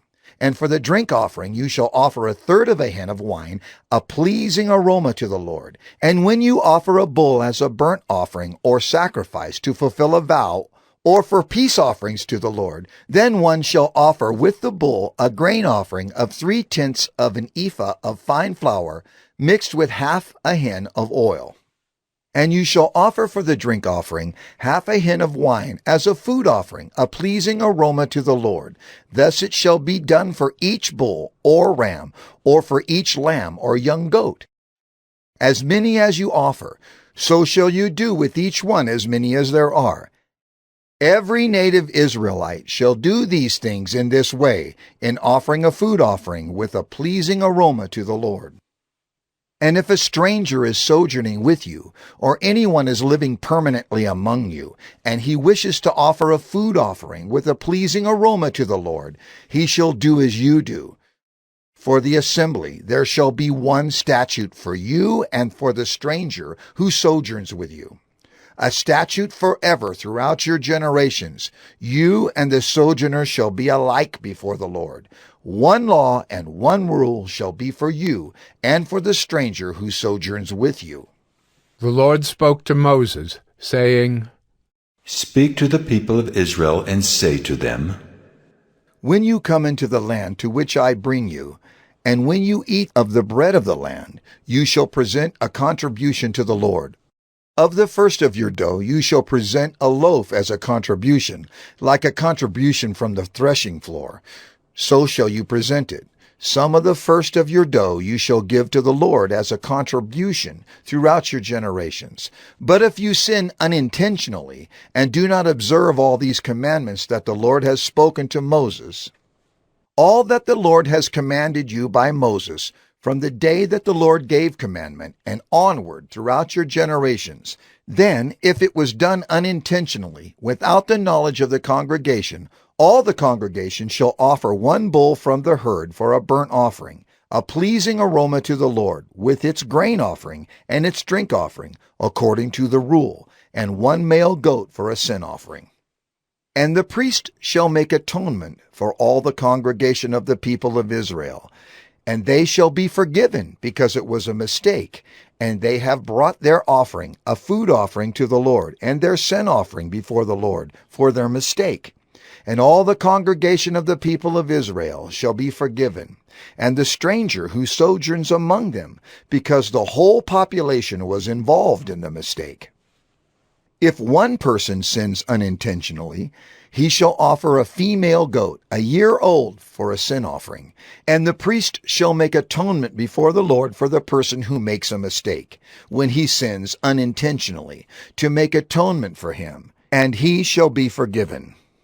You shall have one law for him who does anything unintentionally, for him who is native among the people of Israel, and for the stranger who sojourns among them.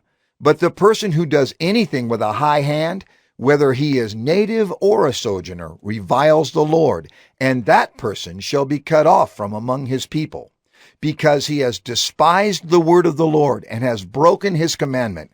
That person shall be utterly cut off. His iniquity shall be on him. While the people of Israel were in the wilderness, they found a man gathering sticks on the Sabbath day. And those who found him gathering sticks brought him to Moses and Aaron and to all the congregation. They put him in custody, because it had not been made clear what should be done to him. And the Lord said to Moses, "The man shall be put to death. All the congregation shall stone him with stones outside the camp." And all the congregation brought him outside the camp and stoned him to death with stones, as the Lord commanded Moses. The Lord said to Moses, "Speak to the people of Israel and tell them to make tassels on the corners of their garments throughout their generations, and to put a cord of blue on the tassel of each corner. And it shall be a tassel for you to look at, and remember all the commandments of the Lord to do them, not to follow after your own heart and your own eyes, which you are inclined to whore after. So you shall remember and do all my commandments, and be holy to your God. I am the Lord your God, who brought you out of the land of Egypt to be your God. I am the Lord your God." Numbers 16. Now Korah, the son of Izhar, son of Kohath, son of Levi, and Dathan and Abiram, the sons of Eliab, and On, the son of Peleth, sons of Reuben, took men. And they rose up before Moses with a number of the people of Israel, 250 chiefs of the congregation, chosen from the assembly, well-known men.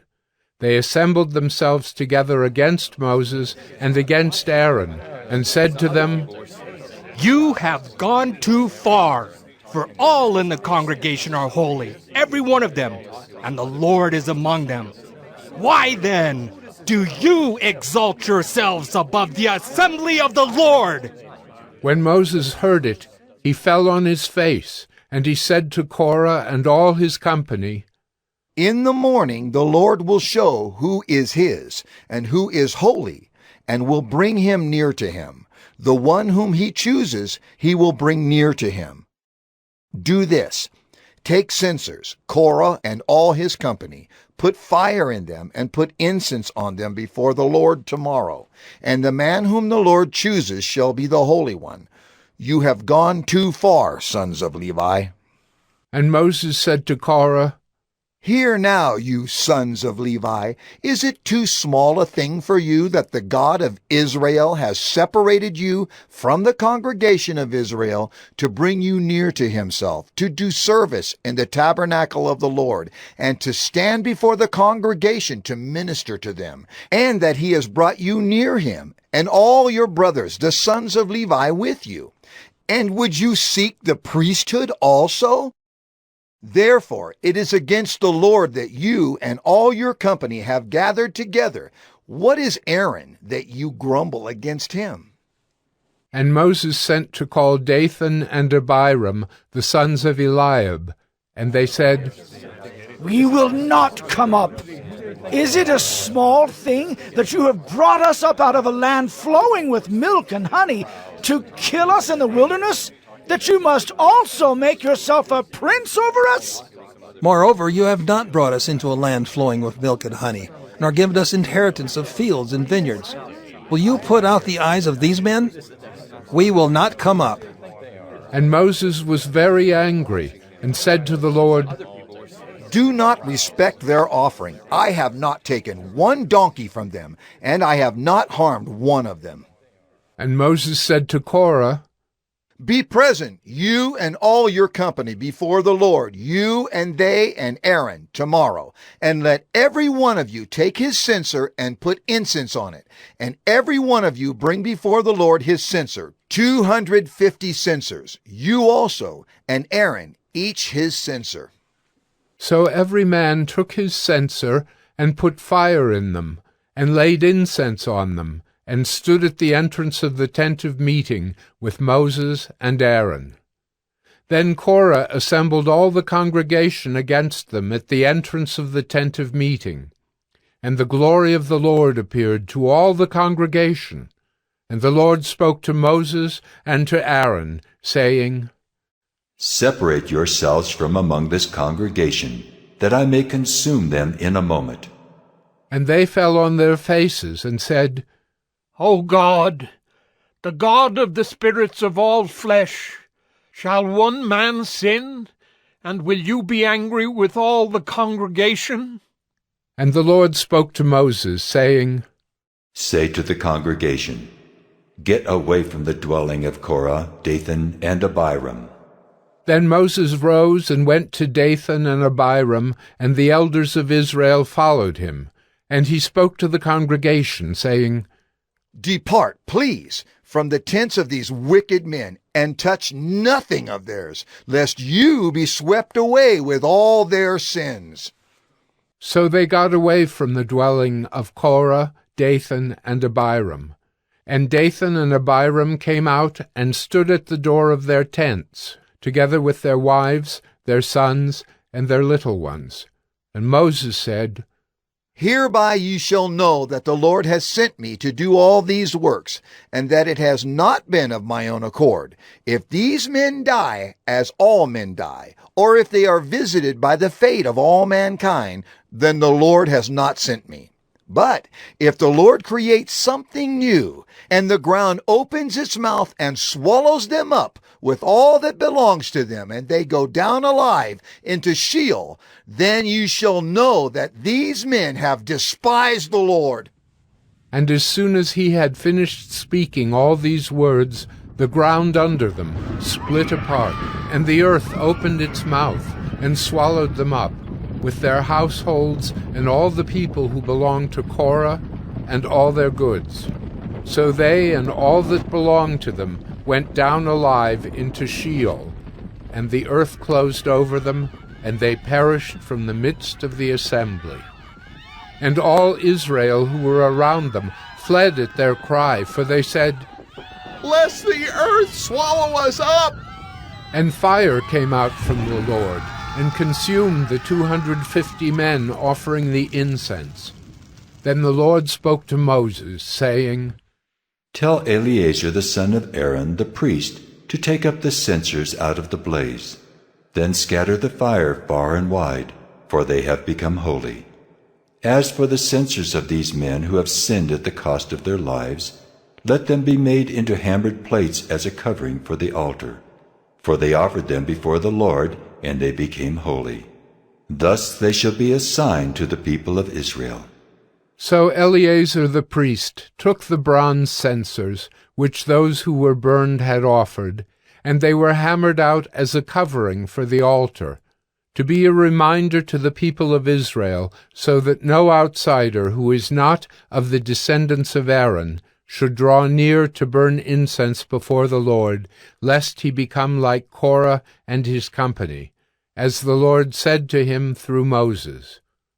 But on the next day all the congregation of the people of Israel grumbled against Moses and against Aaron, saying, You have killed the people of the Lord!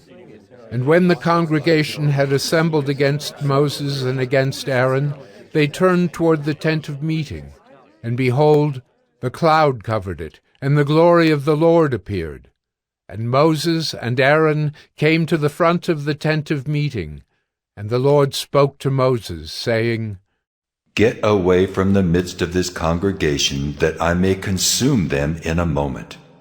And they fell on their faces, and Moses said to Aaron, Take your censer and put fire on it from off the altar and lay incense on it and carry it quickly to the congregation and make atonement for them, for wrath has gone out from the Lord.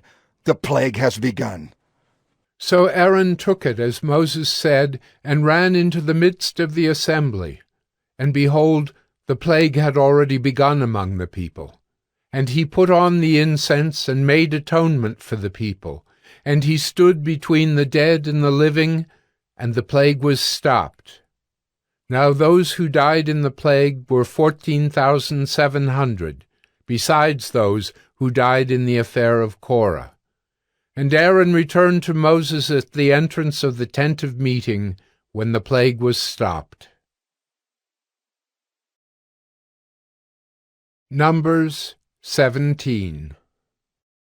The Lord spoke to Moses, saying, "Speak to the people of Israel, and get from them staffs, one for each father's house, from all their chiefs according to their fathers' houses, 12 staffs.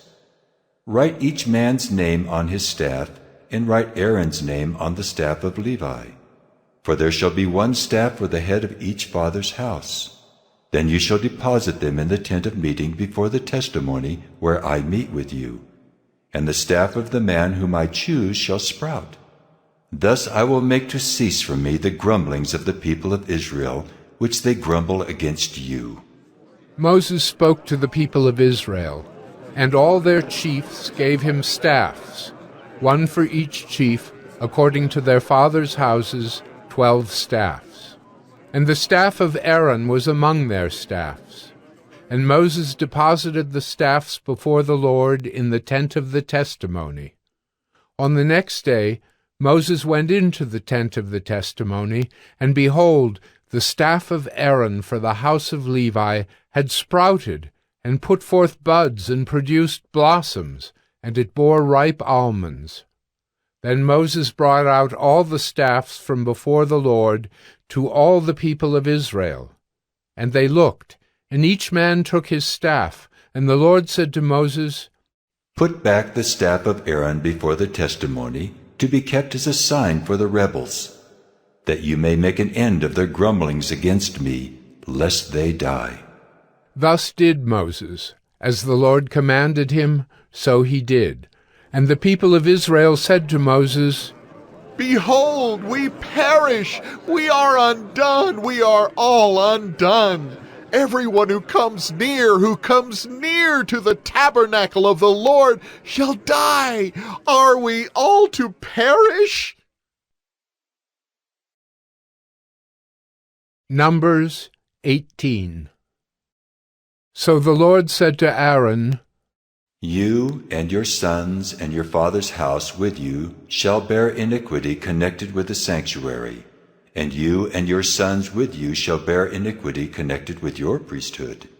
And with you bring your brothers also, the tribe of Levi, the tribe of your father, that they may join you and minister to you while you and your sons with you are before the tent of the testimony. They shall keep guard over you and over the whole tent, but shall not come near to the vessels of the sanctuary or to the altar, lest they and you die. They shall join you and keep guard over the tent of meeting for all the service of the tent, and no outsider shall come near you. And you shall keep guard over the sanctuary and over the altar, that there may never again be wrath on the people of Israel. And behold, I have taken your brothers the Levites from among the people of Israel. They are a gift to you, given to the Lord, to do the service of the tent of meeting. And you and your sons with you shall guard your priesthood for all that concerns the altar and that is within the veil, and you shall serve. I give your priesthood as a gift, and any outsider who comes near shall be put to death."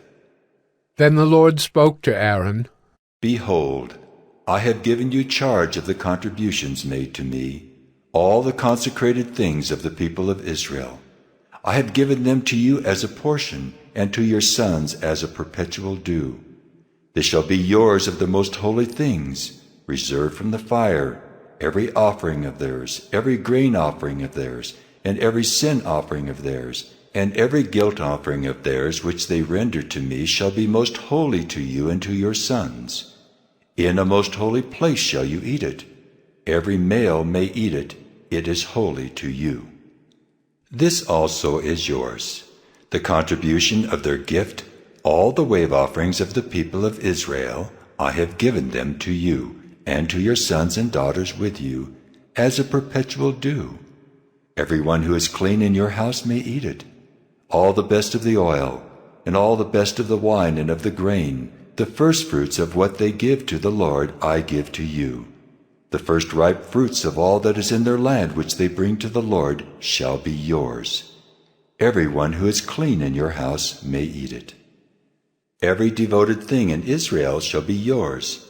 Everything that opens the womb of all flesh, whether man or beast, which they offer to the Lord, shall be yours. Nevertheless, the firstborn of man you shall redeem, and the firstborn of unclean animals you shall redeem. And their redemption price, at a month old you shall redeem them. You shall fix it 5 shekels in silver, according to the shekel of the sanctuary, which is 20 gerahs.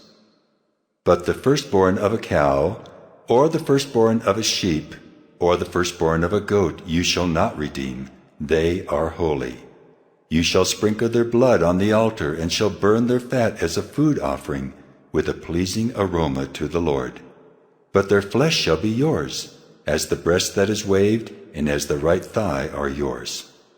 All the holy contributions that the people of Israel present to the Lord, I give to you and to your sons and daughters with you, as a perpetual due. It is a covenant of salt forever before the Lord for you and for your offspring with you. And the Lord said to Aaron, You shall have no inheritance in their land, neither shall you have any portion among them. I am your portion and your inheritance among the people of Israel.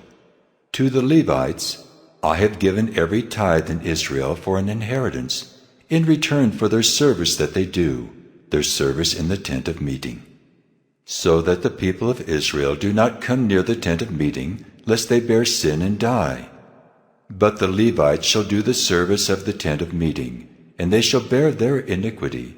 It shall be a perpetual statute throughout your generations, and among the people of Israel they shall have no inheritance. For the tithe of the people of Israel, which they present as a contribution to the Lord, I have given to the Levites for an inheritance. Therefore I have said of them, that they shall have no inheritance among the people of Israel. And the Lord spoke to Moses, saying, Moreover, you shall speak and say to the Levites, When you take from the people of Israel the tithe that I have given you from them for your inheritance, then you shall present a contribution from it to the Lord, a tithe of the tithe. And your contribution shall be counted to you as though it were the grain of the threshing floor, and as the fullness of the winepress. So you shall also present a contribution to the Lord from all your tithes, which you receive from the people of Israel. And from it you shall give the Lord's contribution to Aaron the priest. Out of all the gifts to you, you shall present every contribution due to the Lord. From each its best part is to be dedicated. Therefore you shall say to them, When you have offered from it the best of it, then the rest shall be counted to the Levites as produce of the threshing floor, and as produce of the winepress, and you may eat it in any place, you and your households, for it is your reward in return for your service in the tent of meeting. And you shall bear no sin by reason of it, when you have contributed the best of it. But you shall not profane the holy things of the people of Israel, lest you die. Numbers 19. Now the Lord spoke to Moses and to Aaron, saying, This is the statute of the law that the Lord has commanded. Tell the people of Israel to bring you a red heifer, without defect, in which there is no blemish, and on which a yoke has never come. And you shall give it to Eleazar the priest, and it shall be taken outside the camp and slaughtered before him.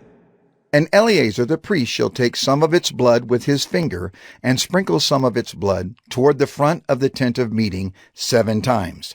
And the heifer shall be burned in his sight. Its skin, its flesh, and its blood, with its dung shall be burned.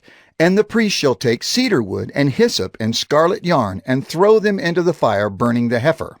Then the priest shall wash his clothes and bathe his body in water, and afterward he may come into the camp. But the priest shall be unclean until evening. The one who burns the heifer shall wash his clothes in water, and bathe his body in water, and shall be unclean until evening. And a man who is clean shall gather up the ashes of the heifer, and deposit them outside the camp in a clean place, and they shall be kept for the water for impurity for the congregation of the people of Israel. It is a sin offering. And the one who gathers the ashes of the heifer shall wash his clothes and be unclean until evening, and this shall be a perpetual statute for the people of Israel, and for the stranger who sojourns among them. Whoever touches the dead body of any person shall be unclean 7 days. He shall cleanse himself with the water on the 3rd day and on the 7th day, and so be clean. But if he does not cleanse himself on the 3rd day and on the 7th day, he will not become clean. Whoever touches a dead person, the body of anyone who has died, and does not cleanse himself, defiles the tabernacle of the Lord, and that person shall be cut off from Israel. Because the water for impurity was not thrown on him, he shall be unclean. His uncleanness is still on him. This is the law when someone dies in a tent. Everyone who comes into the tent and everyone who is in the tent shall be unclean 7 days. And every open vessel that has no cover fastened on it is unclean. Whoever in the open field touches someone who was killed with a sword, or who died naturally, or touches a human bone or a grave, shall be unclean 7 days. For the unclean they shall take some ashes of the burnt sin offering, and fresh water shall be added in a vessel. Then a clean person shall take hyssop, and dip it in the water, and sprinkle it on the tent, and on all the furnishings, and on the persons who were there, and on whoever touched the bone, or the slain, or the dead, or the grave. And the clean person shall sprinkle it on the unclean on the 3rd day, and on the 7th day. Thus on the 7th day he shall cleanse him, and he shall wash his clothes, and bathe himself in water, and at evening he shall be clean. If the man who is unclean does not cleanse himself, that person shall be cut off from the midst of the assembly, since he has defiled the sanctuary of the Lord. Because the water for impurity has not been thrown on him, he is unclean, and it shall be a statute forever for them. The one who sprinkles the water for impurity shall wash his clothes, and the one who touches the water for impurity shall be unclean until evening. And whatever the unclean person touches shall be unclean, and anyone who touches it shall be unclean until evening. Numbers 20. And the people of Israel, the whole congregation, came into the wilderness of Zin in the 1st month, and the people stayed in Kadesh. And Miriam died there and was buried there. Now there was no water for the congregation, and they assembled themselves together against Moses and against Aaron. And the people quarreled with Moses and said, "Would that we had perished when our brothers perished before the Lord! Why have you brought the assembly of the Lord into this wilderness? That we should die here, both we and our cattle?" And why have you made us come up out of Egypt to bring us to this evil place? It is no place for grain or figs or vines or pomegranates, and there is no water to drink. Then Moses and Aaron went from the presence of the assembly to the entrance of the tent of meeting, and fell on their faces. And the glory of the Lord appeared to them. And the Lord spoke to Moses, saying, "Take the staff and assemble the congregation, you and Aaron your brother, and tell the rock before their eyes to yield its water. So you shall bring water out of the rock for them, and give drink to the congregation and their cattle." And Moses took the staff from before the Lord, as he commanded him. Then Moses and Aaron gathered the assembly together before the rock, and he said to them, "Hear now, you rebels, shall we bring water for you out of this rock?" And Moses lifted up his hand and struck the rock with his staff twice, and water came out abundantly, and the congregation drank, and their livestock. And the Lord said to Moses and Aaron, Because you did not believe in me to uphold me as holy in the eyes of the people of Israel, therefore you shall not bring this assembly into the land that I have given them. These are the waters of Meribah, where the people of Israel quarreled with the Lord, and through them he showed himself holy. Moses sent messengers from Kadesh to the king of Edom. Thus says your brother Israel, You know all the hardship that we have met, how our fathers went down to Egypt, and we lived in Egypt a long time. And the Egyptians dealt harshly with us and our fathers.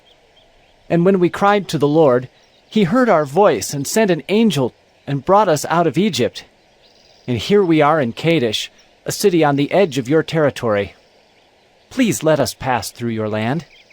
We will not pass through field or vineyard or drink water from a well. We will go along the king's highway. We will not turn aside to the right hand or to the left until we have passed through your territory.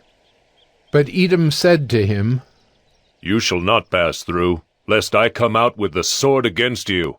And the people of Israel said to him, We will go up by the highway, and if we drink of your water, I and my livestock, then I will pay for it. Let me only pass through on foot, nothing more. But he said, You shall not pass through. And Edom came out against them with a large army and with a strong force. Thus Edom refused to give Israel passage through his territory. So Israel turned away from him.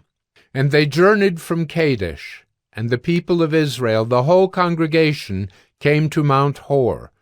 And the Lord said to Moses and Aaron at Mount Hor, on the border of the land of Edom, Let Aaron be gathered to his people, for he shall not enter the land that I have given to the people of Israel, because you rebelled against my command at the waters of Meribah.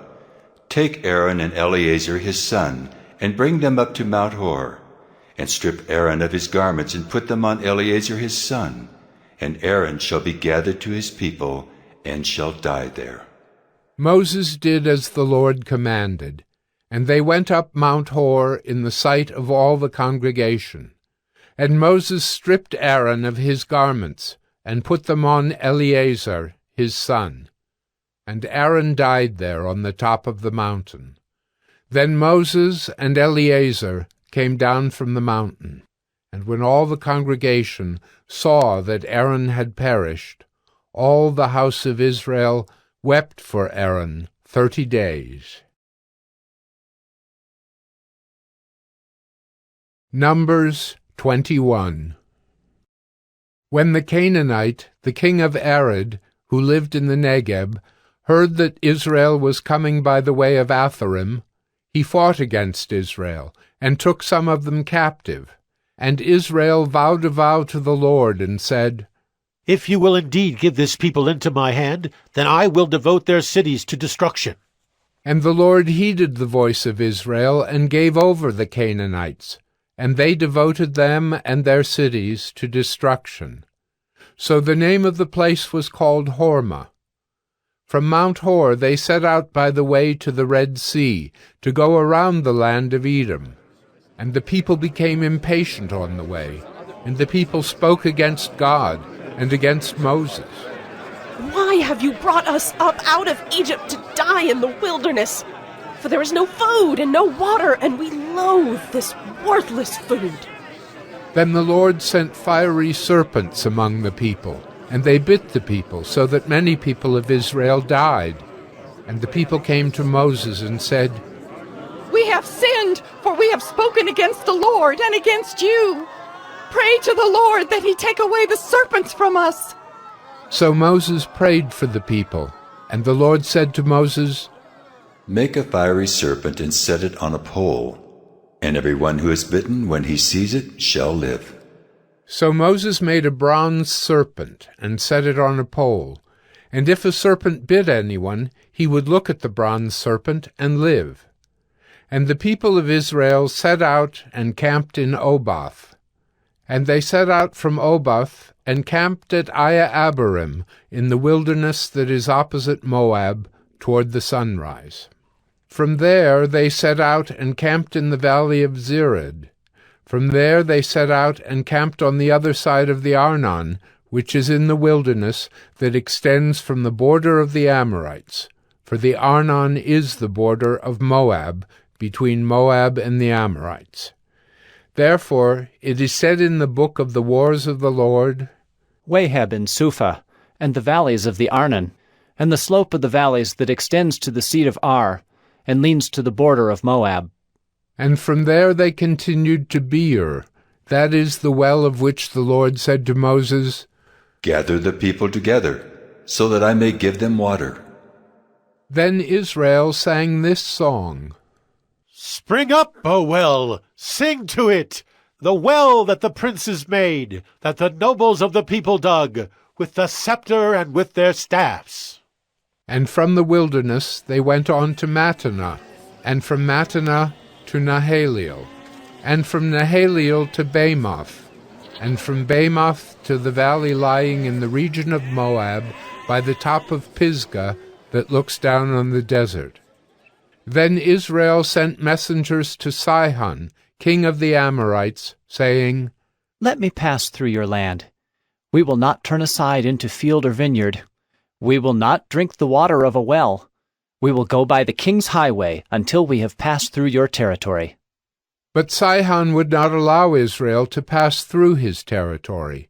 He gathered all his people together, and went out against Israel to the wilderness, and came to Jahaz, and fought against Israel.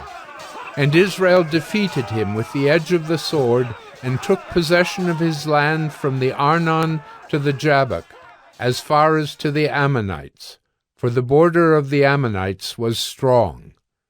And Israel took all these cities, and Israel settled in all the cities of the Amorites, in Heshbon, and in all its villages.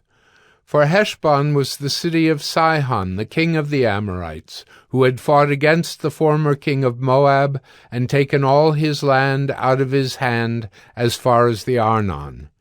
Therefore the ballad singers say, Come to Heshbon, let it be built, let the city of Sihon be established. For fire came out from Heshbon, flame from the city of Sihon. It devoured Ar of Moab, and swallowed the heights of the Arnon. Woe to you, O Moab! You are undone, O people of Chemosh. He has made his sons fugitives, and his daughters captives to an Amorite king, Sihon. So we overthrew them. Heshbon, as far as Dibon, perished, and we laid waste as far as Nophah. Fire spread as far as Medeba. Thus Israel lived in the land of the Amorites.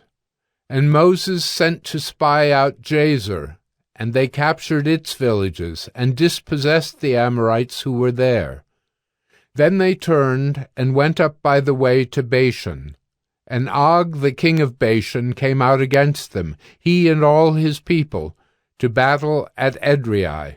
But the Lord said to Moses, Do not fear him, for I have given him into your hand, and all his people and his land. And you shall do to him as you did to Sihon king of the Amorites, who lived at Heshbon. So they defeated him and his sons and all his people, until he had no survivor left, and they possessed his land. Numbers 22. Then the people of Israel set out, and camped in the plains of Moab, beyond the Jordan, at Jericho. And Balak, the son of Zippor, saw all that Israel had done to the Amorites. And Moab was in great dread of the people, because they were many. Moab was overcome with fear of the people of Israel. And Moab said to the elders of Midian, This horde will now lick up all that is around us, as the ox licks up the grass of the field. So Balak, the son of Zippor, who was king of Moab at that time, sent messengers to Balaam the son of Beor at Pethor, which is near the river in the land of the people of Ammon, to call him, saying, Behold, a people has come out of Egypt. They cover the face of the earth, and they are dwelling opposite to me. Come now, curse this people for me, since they are too mighty for me. Perhaps I shall be able to defeat them and drive them from the land, for I know that he whom you bless is blessed, and he whom you curse is cursed. So the elders of Moab and the elders of Midian departed with the fees for divination in their hand. And they came to Balaam, and gave him Balak's message. And he said to them, Lodge here tonight, and I will bring back word to you, as the Lord speaks to me. So the princes of Moab stayed with Balaam. And God came to Balaam and said, Who are these men with you? And Balaam said to God, Balak, the son of Zippor, king of Moab, has sent to me, saying, Behold, a people has come out of Egypt, and it covers the face of the earth. Now come, curse them for me. Perhaps I shall be able to fight against them and drive them out. God said to Balaam, You shall not go with them. You shall not curse the people, for they are blessed. So Balaam rose in the morning and said to the princes of Balak, Go to your own land, for the Lord has refused to let me go with you. So the princes of Moab rose and went to Balak and said, Balaam refuses to come with us. Once again Balak sent princes, more in number and more honorable than these. And they came to Balaam and said to him, Thus says Balak, the son of Zippor, Let nothing hinder you from coming to me, for I will surely do you great honor, and whatever you say to me I will do. Come, curse this people for me. But Balaam answered and said to the servants of Balak, Though Balak were to give me his house full of silver and gold, I could not go beyond the command of the Lord my God, to do less or more. So you too, please stay here tonight, that I may know what more the Lord will say to me. And God came to Balaam at night and said to him, If the men have come to call you, rise, go with them, but only do what I tell you. So Balaam rose in the morning and saddled his donkey and went with the princes of Moab. But God's anger was kindled because he went, and the angel of the Lord took his stand in the way as his adversary. Now he was riding on the donkey, and his 2 servants were with him. And the donkey saw the angel of the Lord standing in the road with a drawn sword in his hand. And the donkey turned aside out of the road and went into the field. And Balaam struck the donkey to turn her into the road.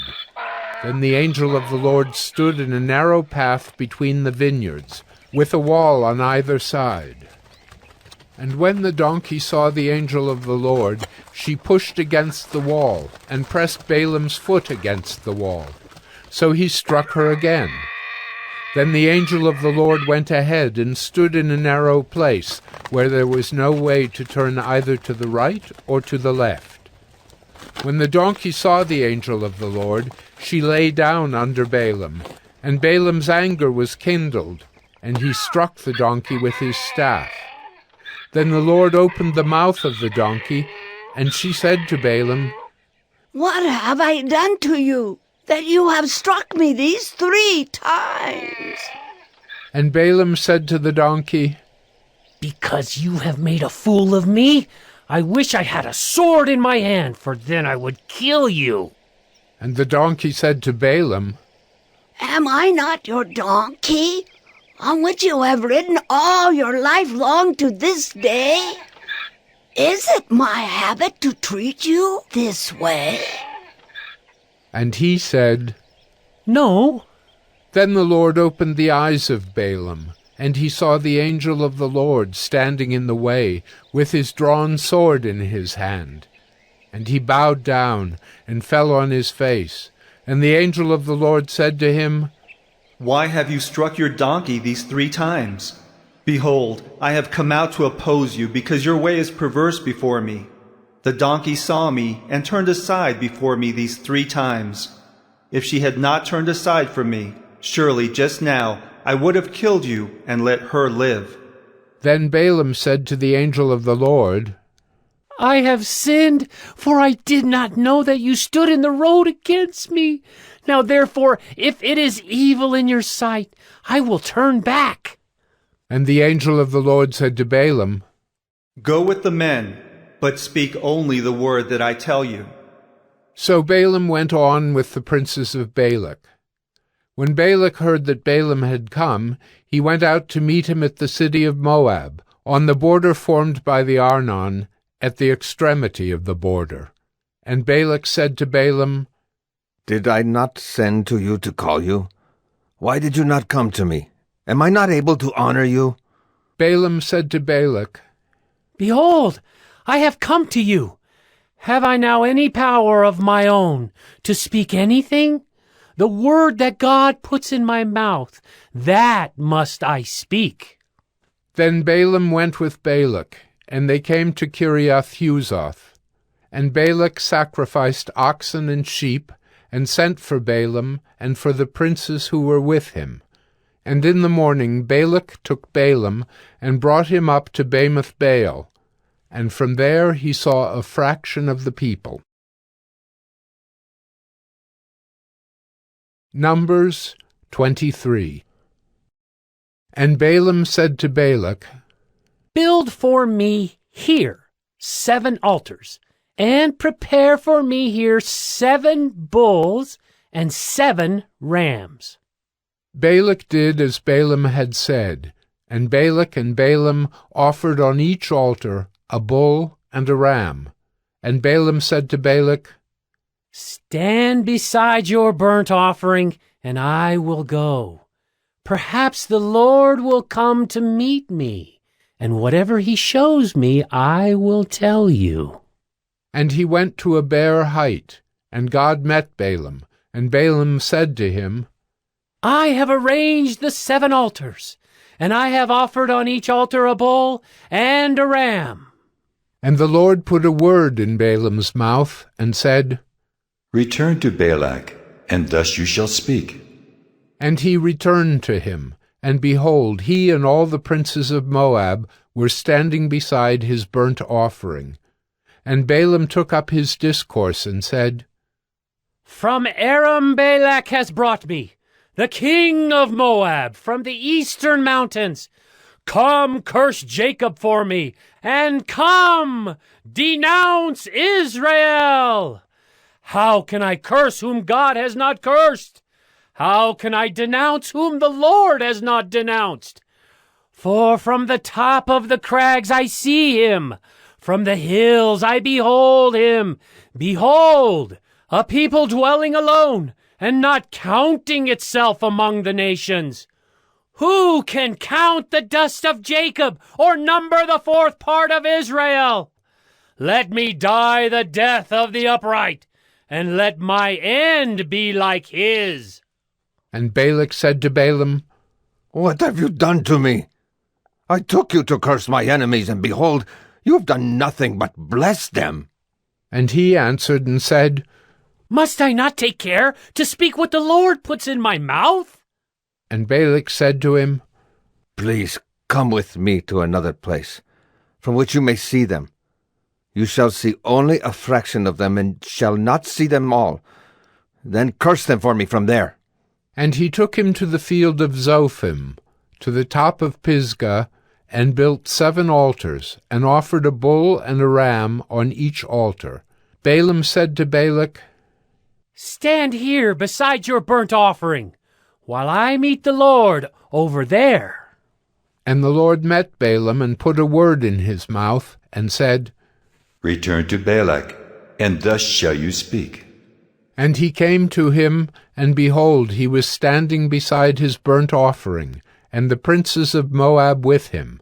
And Balak said to him, What has the Lord spoken? And Balaam took up his discourse, and said, Rise, Balak, and hear. Give ear to me, O son of Zippor. God is not man, that he should lie, or a son of man, that he should change his mind?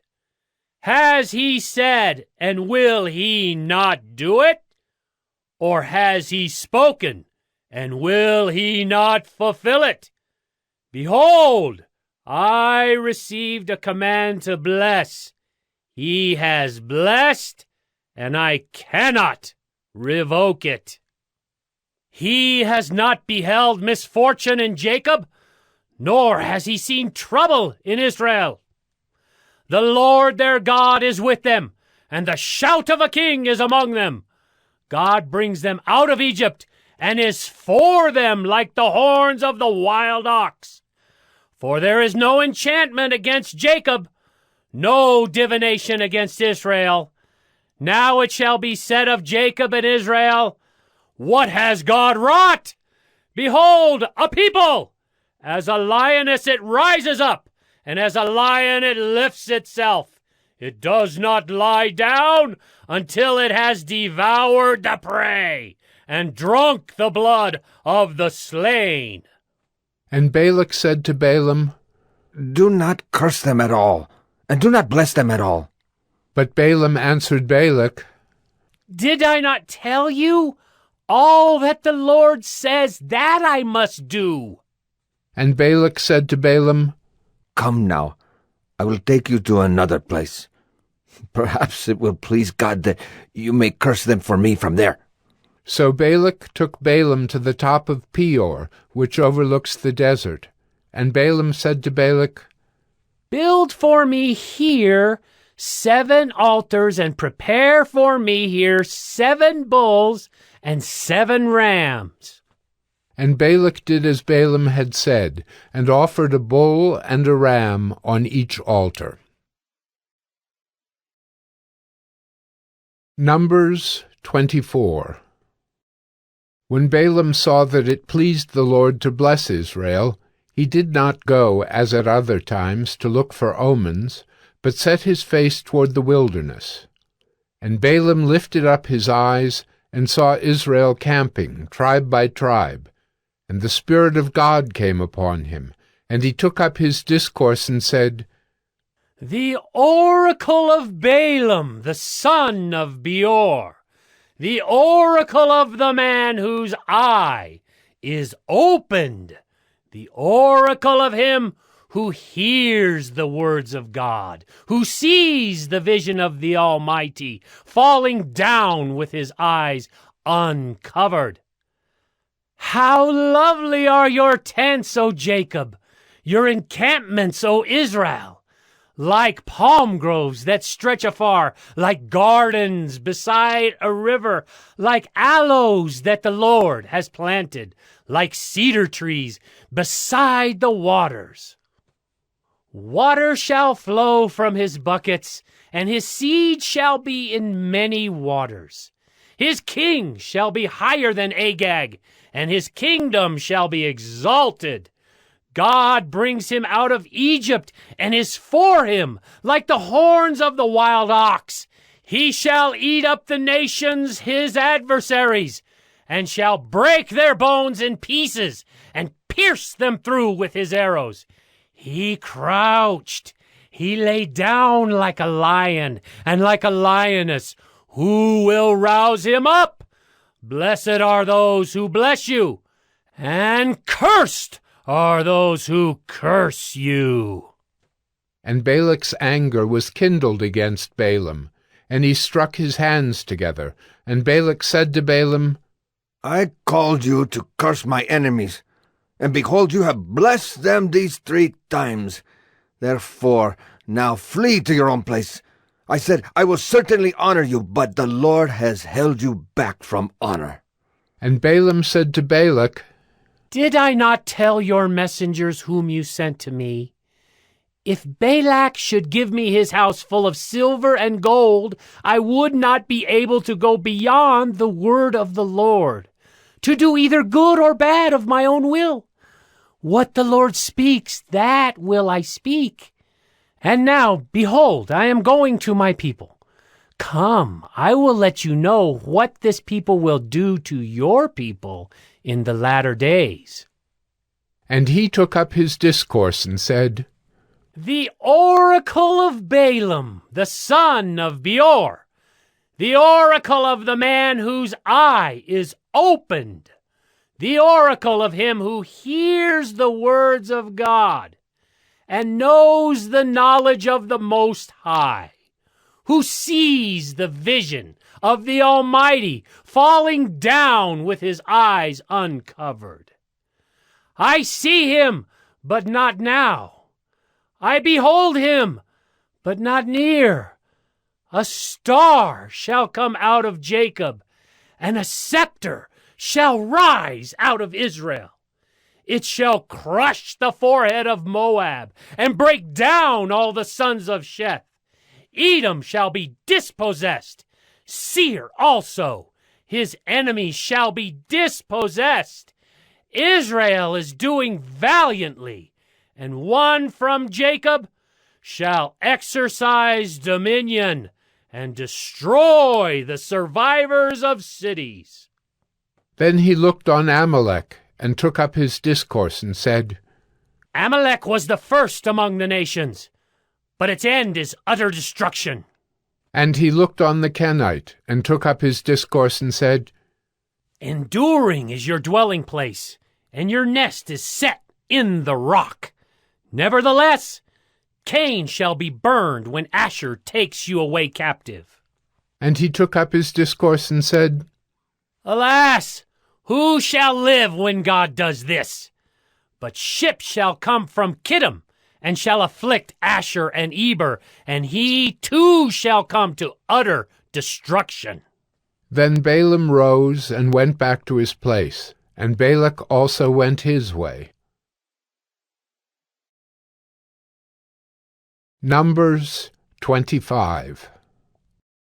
While Israel lived in Shittim, the people began to whore with the daughters of Moab. These invited the people to the sacrifices of their gods, and the people ate and bowed down to their gods. So Israel yoked himself to Baal of Peor. And the anger of the Lord was kindled against Israel. And the Lord said to Moses, Take all the chiefs of the people, and hang them in the sun before the Lord, that the fierce anger of the Lord may turn away from Israel. And Moses said to the judges of Israel, Each of you kill those of his men who have yoked themselves to Baal of Peor. And behold, one of the people of Israel came and brought a Midianite woman to his family, in the sight of Moses and in the sight of the whole congregation of the people of Israel, while they were weeping in the entrance of the tent of meeting. When Phinehas, the son of Eleazar, son of Aaron the priest, saw it, he rose and left the congregation and took a spear in his hand, and went after the man of Israel into the chamber and pierced both of them, the man of Israel and the woman, through her belly. Thus the plague on the people of Israel was stopped. Nevertheless, those who died by the plague were 24,000. And the Lord said to Moses, Phinehas, the son of Eleazar, son of Aaron the priest, has turned back my wrath from the people of Israel, in that he was jealous with my jealousy among them, so that I did not consume the people of Israel in my jealousy. Therefore say, Behold, I give to him my covenant of peace, and it shall be to him and to his descendants after him the covenant of a perpetual priesthood, because he was jealous for his God, and made atonement for the people of Israel. The name of the slain man of Israel, who was killed with the Midianite woman, was Zimri, the son of Salu, chief of a father's house belonging to the Simeonites. And the name of the Midianite woman who was killed was Cosbi, the daughter of Zur, who was the tribal head of a father's house in Midian. And the Lord spoke to Moses, saying, Harass the Midianites, and strike them down, for they have harassed you with their wiles, with which they beguiled you in the matter of Peor, and in the matter of Cosbi, the daughter of the chief of Midian, their sister who was killed on the day of the plague on account of Peor. Numbers 26. After the plague, the Lord said to Moses and to Eleazar the son of Aaron the priest, Take a census of all the congregation of the people of Israel, from 20 years old and upward by their fathers' houses, all in Israel who are able to go to war.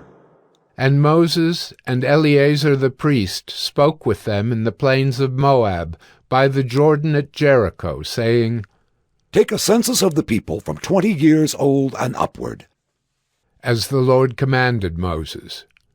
The people of Israel who came out of the land of Egypt were Reuben, the firstborn of Israel.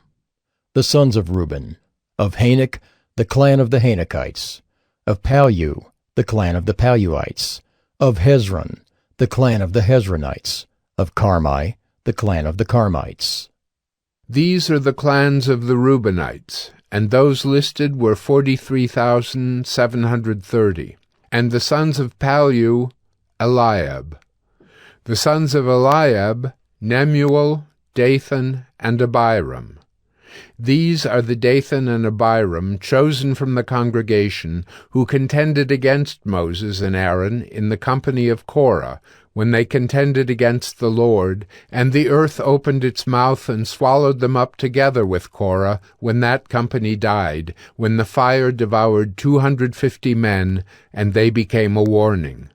But the sons of Korah did not die. The sons of Simeon according to their clans. Of Nemuel, the clan of the Nemulites. Of Jamin, the clan of the Jaminites. Of Jachin, the clan of the Jachinites. Of Zerah, the clan of the Zerahites. Of Shaul, the clan of the Shaulites. These are the clans of the Simeonites, 22,200. The sons of Gad, according to their clans. Of Zephon, the clan of the Zephonites. Of Haggi, the clan of the Haggites. Of Shunai, the clan of the Shunites. Of Ozni, the clan of the Oznites. Of Eri, the clan of the Erites. Of Arod, the clan of the Arodites. Of Areli, the clan of the Arelites. These are the clans of the sons of Gad, as they were listed, 40,500. The sons of Judah were and Onan, and and Onan died in the land of Canaan. And the sons of Judah, according to their clans, were of Shelah, the clan of the Shelonites. Of Perez, the clan of the Perizzites. Of Zerah, the clan of the Zerahites. And the sons of Perez were of Hezron, the clan of the Hezronites. Of Hamel, the clan of the Hamelites. These are the clans of Judah as they were listed, 76,500. The sons of Issachar, according to their clans. Of Tola, the clan of the Tolaites. Of Puvah, the clan of the Punites. Of Jashub, the clan of the Jashubites. Of Shimron, the clan of the Shimronites. These are the clans of Issachar as they were listed, 64,300. The sons of Zebulun, according to their clans. Of Sered, the clan of the Seredites. Of Elon, the clan of the Elonites. Of Jaleel, the clan of the Jaleelites. These are the clans of the Zebulunites as they were listed, 60,500. The sons of Joseph, according to their clans. Manasseh and Ephraim. The sons of Manasseh. Of Machir, the clan of the Machirites. And Machir was the father of Gilead. Of Gilead, the clan of the Gileadites. These are the sons of Gilead. Of Iezer, the clan of the Iezerites. Of Helek, the clan of the Helekites. And of Asriel, the clan of the Asrielites. And of Shechem, the clan of the Shechemites. And of Shemida, the clan of the Shemidaites. And of Hepher, the clan of the Hepherites. Now Zelophehad the son of Hepher had no sons, but daughters. And the names of the daughters of Zelophehad were Mahlah, Noah, Hoglah, Milcah, and Tirzah. These are the clans of Manasseh, and those listed were 52,700. These are the sons of Ephraim, according to their clans. Of Shuthelah, the clan of the Shuthelahites. Of Becher, the clan of the Becherites. Of Tahan, the clan of the Tahanites. And these are the sons of Shuthelah. Of Iran, the clan of the Iranites. These are the clans of the sons of Ephraim, as they were listed, 32,500. These are the sons of Joseph, according to their clans. The sons of Benjamin, according to their clans. Of Bela, the clan of the Belaites.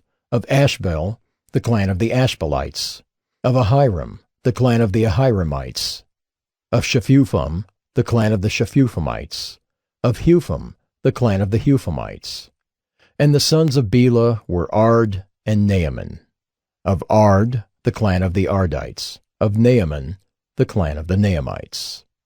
These are the sons of Benjamin according to their clans, and those listed were 45,600.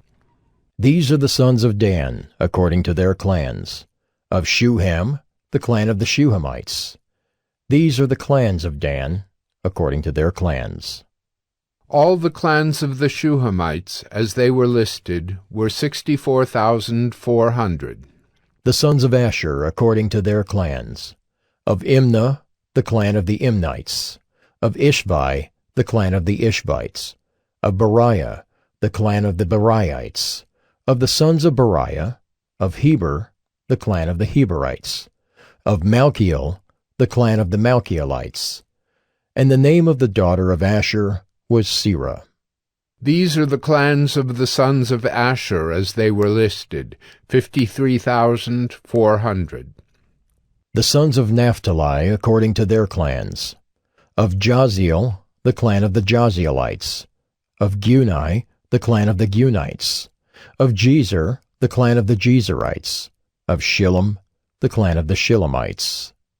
These are the clans of Naphtali according to their clans, and those listed were 45,400. This was the list of the people of Israel, 601,730. The Lord spoke to Moses, saying, Among these the land shall be divided for inheritance according to the number of names. To a large tribe you shall give a large inheritance, and to a small tribe you shall give a small inheritance. Every tribe shall be given its inheritance in proportion to its list. But the land shall be divided by lot. According to the names of the tribes of their fathers they shall inherit. Their inheritance shall be divided according to lot between the larger and the smaller. This was the list of the Levites according to their clans. Of Gershon, the clan of the Gershonites. Of Kohath, the clan of the Kohathites. Of Merari, the clan of the Merarites. These are the clans of Levi. The clan of the Libnites, the clan of the Hebronites, the clan of the Mahlites, the clan of the Mushites, the clan of the Korahites. And Kohath was the father of Amram. The name of Amram's wife was Jochebed, the daughter of Levi, who was born to Levi in Egypt. And she bore to Amram Aaron and Moses and Miriam their sister. And to Aaron were born Nadab, Abihu, Eleazar, and Ithamar. But Nadab and Abihu died when they offered unauthorized fire before the Lord. And those listed were 23,000, every male from a month old and upward. For they were not listed among the people of Israel, because there was no inheritance given to them among the people of Israel. These were those listed by Moses and Eleazar the priest, who listed the people of Israel in the plains of Moab by the Jordan at Jericho. But among these there was not one of those listed by Moses and Aaron the priest, who had listed the people of Israel in the wilderness of Sinai. For the Lord had said of them, They shall die in the wilderness. Not one of them was left, except Caleb the son of Jephunneh, and Joshua the son of Nun. Numbers 27. Then drew near the daughters of Zelophehad, the son of Hepher, son of Gilead, son of Machir, son of Manasseh, from the clans of Manasseh the son of Joseph. The names of his daughters were Mahlah, Noah, Hoglah, Milcah, and Tirzah. And they stood before Moses and before Eleazar the priest, and before the chiefs and all the congregation, at the entrance of the tent of meeting, saying, Our father died in the wilderness. He was not among the company of those who gathered themselves together against the Lord in the company of Korah, but died for his own sin. And he had no sons. Why should the name of our father be taken away from his clan because he had no son? Give to us a possession among our father's brothers. Moses brought their case before the Lord, and the Lord said to Moses, The daughters of Zelophehad are right.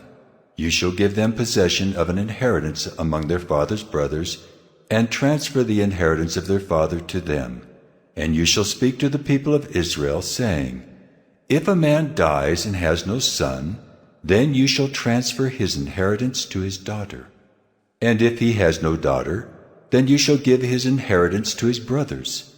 And if he has no brothers, then you shall give his inheritance to his father's brothers. And if his father has no brothers, then you shall give his inheritance to the nearest kinsman of his clan, and he shall possess it. And it shall be for the people of Israel a statute and rule, as the Lord commanded Moses. The Lord said to Moses, Go up into this mountain of Abarim, and see the land that I have given to the people of Israel. When you have seen it, you also shall be gathered to your people, as your brother Aaron was, because you rebelled against my word in the wilderness of Zin, when the congregation quarreled, failing to uphold me as holy at the waters before their eyes. These are the waters of Meribah of Kadesh in the wilderness of Zin. Moses spoke to the Lord, saying, Let the Lord, the God of the spirits of all flesh, appoint a man over the congregation, who shall go out before them and come in before them, who shall lead them out and bring them in, that the congregation of the Lord may not be as sheep that have no shepherd. So the Lord said to Moses, Take Joshua the son of Nun, a man in whom is the Spirit, and lay your hand on him. Make him stand before Eleazar the priest and all the congregation, and you shall commission him in their sight.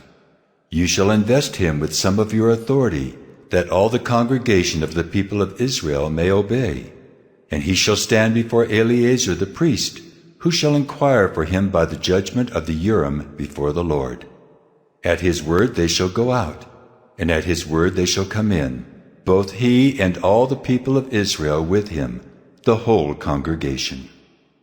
And Moses did as the Lord commanded him. He took Joshua and made him stand before Eleazar the priest and the whole congregation. And he laid his hands on him and commissioned him as the Lord directed through Moses. Numbers 28. The Lord spoke to Moses, saying, Command the people of Israel and say to them, My offering, my food for my food offerings, my pleasing aroma, you shall be careful to offer to me at its appointed time. And you shall say to them, This is the food offering that you shall offer to the Lord, 2 male lambs a year old without blemish, day by day as a regular offering. The one lamb you shall offer in the morning, and the other lamb you shall offer at twilight. Also 1/10 of an ephah of fine flour for a grain offering, mixed with 1/4 of a hin of beaten oil. It is a regular burnt offering, which was ordained at Mount Sinai for a pleasing aroma, a food offering to the Lord. Its drink offering shall be 1/4 of a hin for each lamb. In the holy place you shall pour out a drink offering of strong drink to the Lord. The other lamb you shall offer at twilight, like the grain offering of the morning, and like its drink offering you shall offer it as a food offering, with a pleasing aroma to the Lord. On the Sabbath day 2 male lambs a year old without blemish, and 2/10 of an ephah of fine flour for a grain offering mixed with oil, and its drink offering. This is the burnt offering of every Sabbath, besides the regular burnt offering and its drink offering. At the beginnings of your months you shall offer a burnt offering to the Lord, 2 bulls from the herd, 1 ram, 7 male lambs a year old without blemish, Also, 3/10 of an ephah of fine flour for a grain offering, mixed with oil, for each bull, and 2/10 of fine flour for a grain offering, mixed with oil, for the one ram, and 1/10 of fine flour mixed with oil as a grain offering for every lamb, for a burnt offering with a pleasing aroma, a food offering to the Lord. Their drink offerings shall be half a hin of wine for a bull, 1/3 of a hin for a ram, and 1/4 of a hin for a lamb. This is the burnt offering of each month throughout the months of the year. Also 1 male goat for a sin offering to the Lord. It shall be offered besides the regular burnt offering and its drink offering. On the 14th day of the first month is the Lord's Passover, and on the 15th day of this month is a feast. 7 days shall unleavened bread be eaten. On the first day there shall be a holy convocation. You shall not do any ordinary work, but offer a food offering, a burnt offering to the Lord, 2 bulls from the herd, 1 ram, and 7 male lambs a year old. See that they are without blemish. Also their grain offering of fine flour mixed with oil, 3/10 of an ephah shall you offer for a bull, and 2/10 for a ram. 1/10 shall you offer for each of the 7 lambs. Also 1 male goat for a sin offering, to make atonement for you. You shall offer these besides the burnt offering of the morning, which is for a regular burnt offering. In the same way you shall offer daily for 7 days the food of a food offering, with a pleasing aroma to the Lord. It shall be offered besides the regular burnt offering and its drink offering. And on the 7th day you shall have a holy convocation. You shall not do any ordinary work. On the day of the first fruits, when you offer a grain offering of new grain to the Lord at your feast of weeks, you shall have a holy convocation. You shall not do any ordinary work, but offer a burnt offering with a pleasing aroma to the Lord. 2 bulls from the herd, 1 ram, 7 male lambs a year old, also their grain offering of fine flour mixed with oil. 3/10 of an ephah for each bull, 2/10 for 1 ram, 1/10 for each of the 7 lambs, with 1 male goat to make atonement for you. Besides the regular burnt offering and its grain offering, you shall offer them and their drink offering. See that they are without blemish. Numbers 29. On the first day of the 7th month you shall have a holy convocation. You shall not do any ordinary work. It is a day for you to blow the trumpets, and you shall offer a burnt offering for a pleasing aroma to the Lord. 1 bull from the herd, 1 ram, 7 male lambs a year old without blemish. Also their grain offering of fine flour mixed with oil, 3/10 of an ephah for the bull, 2/10 for the ram, and 1/10 for each of the 7 lambs, with 1 male goat for a sin offering, to make atonement for you. Besides the burnt offering of the new moon and its grain offering, and the regular burnt offering and its grain offering and their drink offering, according to the rule for them, for a pleasing aroma, a food offering to the Lord. On the 10th day of this 7th month you shall have a holy convocation, and afflict yourselves. You shall do no work, but you shall offer a burnt offering to the Lord, a pleasing aroma, 1 bull from the herd, 1 ram, 7 male lambs a year old. See that they are without blemish, and their grain offering shall be of fine flour mixed with oil, 3/10 of an ephah for the bull, 2/10 for the 1 ram, 1/10 for each of the 7 lambs, also 1 male goat for a sin offering, besides the sin offering of atonement, and the regular burnt offering and its grain offering and their drink offerings. On the 15th day of the 7th month you shall have a holy convocation. You shall not do any ordinary work, and you shall keep a feast to the Lord 7 days. And you shall offer a burnt offering, a food offering, with a pleasing aroma to the Lord. 13 bulls from the herd, 2 rams, 14 male lambs a year old. They shall be without blemish, and their grain offering of fine flour mixed with oil, 3/10 of an ephah for each of the 13 bulls, 2/10 for each of the 2 rams, and 1/10 for each of the 14 lambs. Also 1 male goat for a sin offering, besides the regular burnt offering, its grain offering, and its drink offering. On the second day 12 bulls from the herd, 2 rams, 14 male lambs a year old without blemish, with the grain offering and the drink offerings for the bulls, for the rams, and for the lambs, in the prescribed quantities. Also 1 male goat for a sin offering, besides the regular burnt offering, and its grain offering, and their drink offerings. On the third day 11 bulls, 2 rams, 14 male lambs a year old without blemish, with the grain offering and the drink offerings for the bulls, for the rams, and for the lambs, in the prescribed quantities. Also 1 male goat for a sin offering, besides the regular burnt offering, and its grain offering, and its drink offering.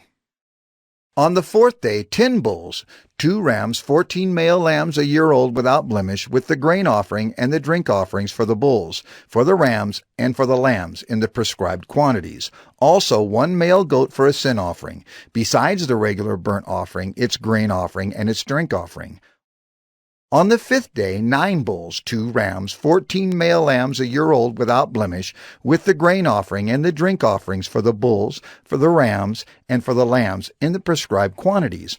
Also 1 male goat for a sin offering, besides the regular burnt offering, and its grain offering, and its drink offering.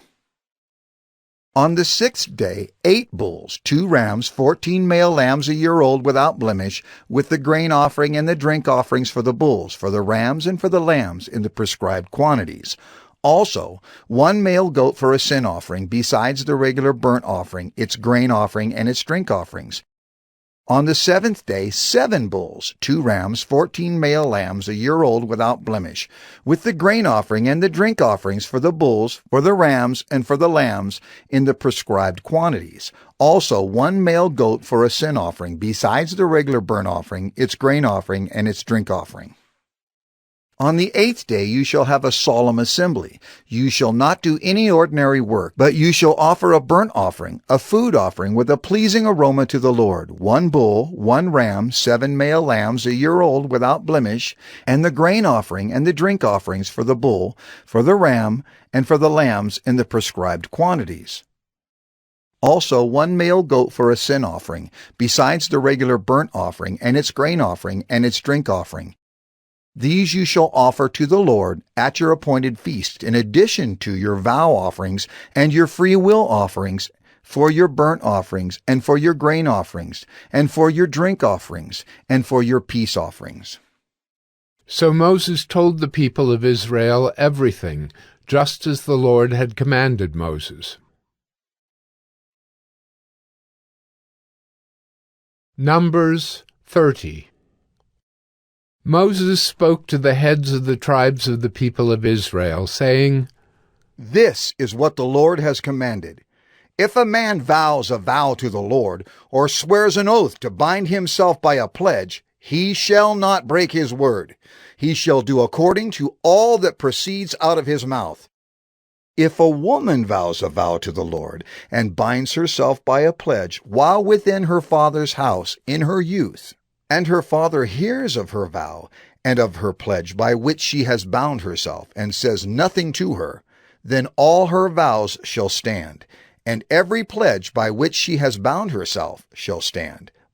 But if her father opposes her on the day that he hears of it, no vow of hers, no pledge by which she has bound herself shall stand, and the Lord will forgive her, because her father opposed her. If she marries a husband while under her vows, or any thoughtless utterance of her lips by which she has bound herself, and her husband hears of it and says nothing to her on the day that he hears, then her vows shall stand, and her pledges by which she has bound herself shall stand. But if on the day that her husband comes to hear of it, he opposes her, then he makes void her vow that was on her, and the thoughtless utterance of her lips by which she bound herself, and the Lord will forgive her. But any vow of a widow or of a divorced woman, anything by which she has bound herself, shall stand against her.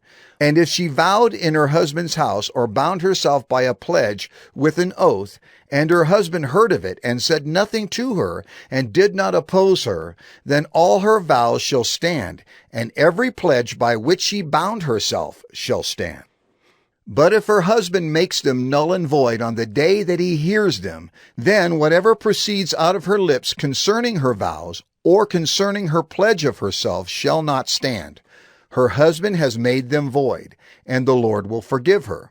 Any vow and any binding oath to afflict herself, her husband may establish, or her husband may make void. But if her husband says nothing to her from day to day, then he establishes all her vows, or all her pledges that are upon her. He has established them, because he said nothing to her on the day that he heard of them. But if he makes them null and void after he has heard of them, then he shall bear her iniquity. These are the statutes that the Lord commanded Moses about a man and his wife, and about a father and his daughter while she is in her youth within her father's house. Numbers 31. The Lord spoke to Moses, saying, Avenge the people of Israel on the Midianites. Afterward you shall be gathered to your people. So Moses spoke to the people, saying, Arm men from among you for the war, that they may go against Midian, to execute the Lord's vengeance on Midian. You shall send 1,000 from each of the tribes of Israel to the war. So there were provided out of the thousands of Israel 1,000 from each tribe, 12,000 armed for war. And Moses sent them to the war, 1,000 from each tribe, together with Phinehas, the son of Eleazar the priest, with the vessels of the sanctuary and the trumpets for the alarm in his hand. They warred against Midian, as the Lord commanded Moses, and killed every male. They killed the kings of Midian with the rest of their slain, Evi, Rechem, Zur, Hur, and Reba, the 5 kings of Midian. And they also killed Balaam the son of Beor with the sword. And the people of Israel took captive the women of Midian and their little ones, and they took as plunder all their cattle, their flocks, and all their goods. All their cities in the places where they lived, and all their encampments, they burned with fire, and took all the spoil and all the plunder, both of man and of beast. Then they brought the captives and the plunder and the spoil to Moses and to Eleazar the priest, and to the congregation of the people of Israel, at the camp on the plains of Moab by the Jordan at Jericho. Moses and Eleazar the priest and all the chiefs of the congregation went to meet them outside the camp. And Moses was angry with the officers of the army, the commanders of thousands and the commanders of hundreds, who had come from service in the war. Moses said to them, Have you let all the women live? Behold, these, on Balaam's advice, caused the people of Israel to act treacherously against the Lord in the incident of Peor. And so the plague came among the congregation of the Lord. Now therefore, kill every male among the little ones, and kill every woman who has known man by lying with him. But all the young girls who have not known man by lying with him, keep alive for yourselves. Encamp outside the camp 7 days. Whoever of you has killed any person, and whoever has touched any slain, purify yourselves and your captives on the 3rd day and on the 7th day. You shall purify every garment, every article of skin, all work of goat's hair, and every article of wood. Then Eleazar the priest said to the men in the army who had gone to battle, This is the statute of the law that the Lord has commanded Moses. Only the gold, the silver, the bronze, the iron, the tin, and the lead, everything that can stand the fire, you shall pass through the fire, and it shall be clean. Nevertheless, it shall also be purified with the water for impurity, and whatever cannot stand the fire, you shall pass through the water. You must wash your clothes on the 7th day, and you shall be clean, and afterward you may come into the camp. The Lord said to Moses, Take the count of the plunder that was taken, both of man and of beast, you and Eleazar the priest, and the heads of the fathers' houses of the congregation. And divide the plunder into 2 parts between the warriors who went out to battle and all the congregation.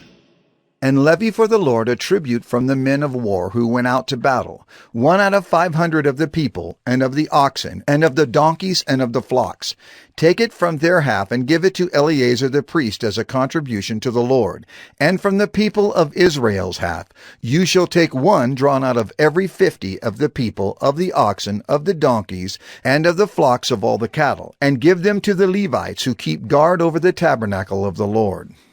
And Moses and Eleazar the priest did as the Lord commanded Moses. Now the plunder remaining of the spoil that the army took was 675,000 sheep, 72,000 cattle, 61,000 donkeys, and 32,000 persons in all, women who had not known man by lying with him.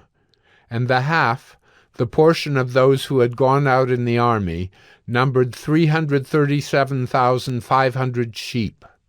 And the Lord's tribute of sheep was 675. The cattle were 36,000, of which the Lord's tribute was 72. The donkeys were 30,500, of which the Lord's tribute was 61. The persons were 16,000, of which the Lord's tribute was 32 persons. And Moses gave the tribute, which was the contribution for the Lord, to Eleazar the priest, as the Lord commanded Moses. From the people of Israel's half, which Moses separated from that of the men who had served in the army, now the congregation's half was 337,500 sheep, 36,000 cattle, and 30,500 donkeys, and 16,000 persons. From the people of Israel's half, Moses took 1 of every 50, both of persons and of beasts, and gave them to the Levites, who kept guard over the tabernacle of the Lord, as the Lord commanded Moses. Then the officers who were over the thousands of the army, the commanders of thousands and the commanders of hundreds, came near to Moses and said to Moses, Your servants have counted the men of war who are under our command, and there is not a man missing from us. And we have brought the Lord's offering, what each man found, articles of gold, armlets and bracelets, signet rings, earrings, and beads, to make atonement for ourselves before the Lord. And Moses and Eleazar the priest received from them the gold, all crafted articles, and all the gold of the contribution that they presented to the Lord, from the commanders of thousands and the commanders of hundreds, was 16,750 shekels. The men in the army had each taken plunder for himself. And Moses and Eleazar the priest received the gold from the commanders of thousands and of hundreds, and brought it into the tent of meeting, as a memorial for the people of Israel before the Lord. Numbers 32. Now the people of Reuben and the people of Gad had a very great number of livestock. And they saw the land of Jazer and the land of Gilead, and behold, the place was a place for livestock. So the people of Gad and the people of Reuben came and said to Moses and to Eleazar the priest and to the chiefs of the congregation, Adaroth, Dibon, Jazer, Nimrah, Heshbon, Elealeh, Sebam, Nebo, and Beon.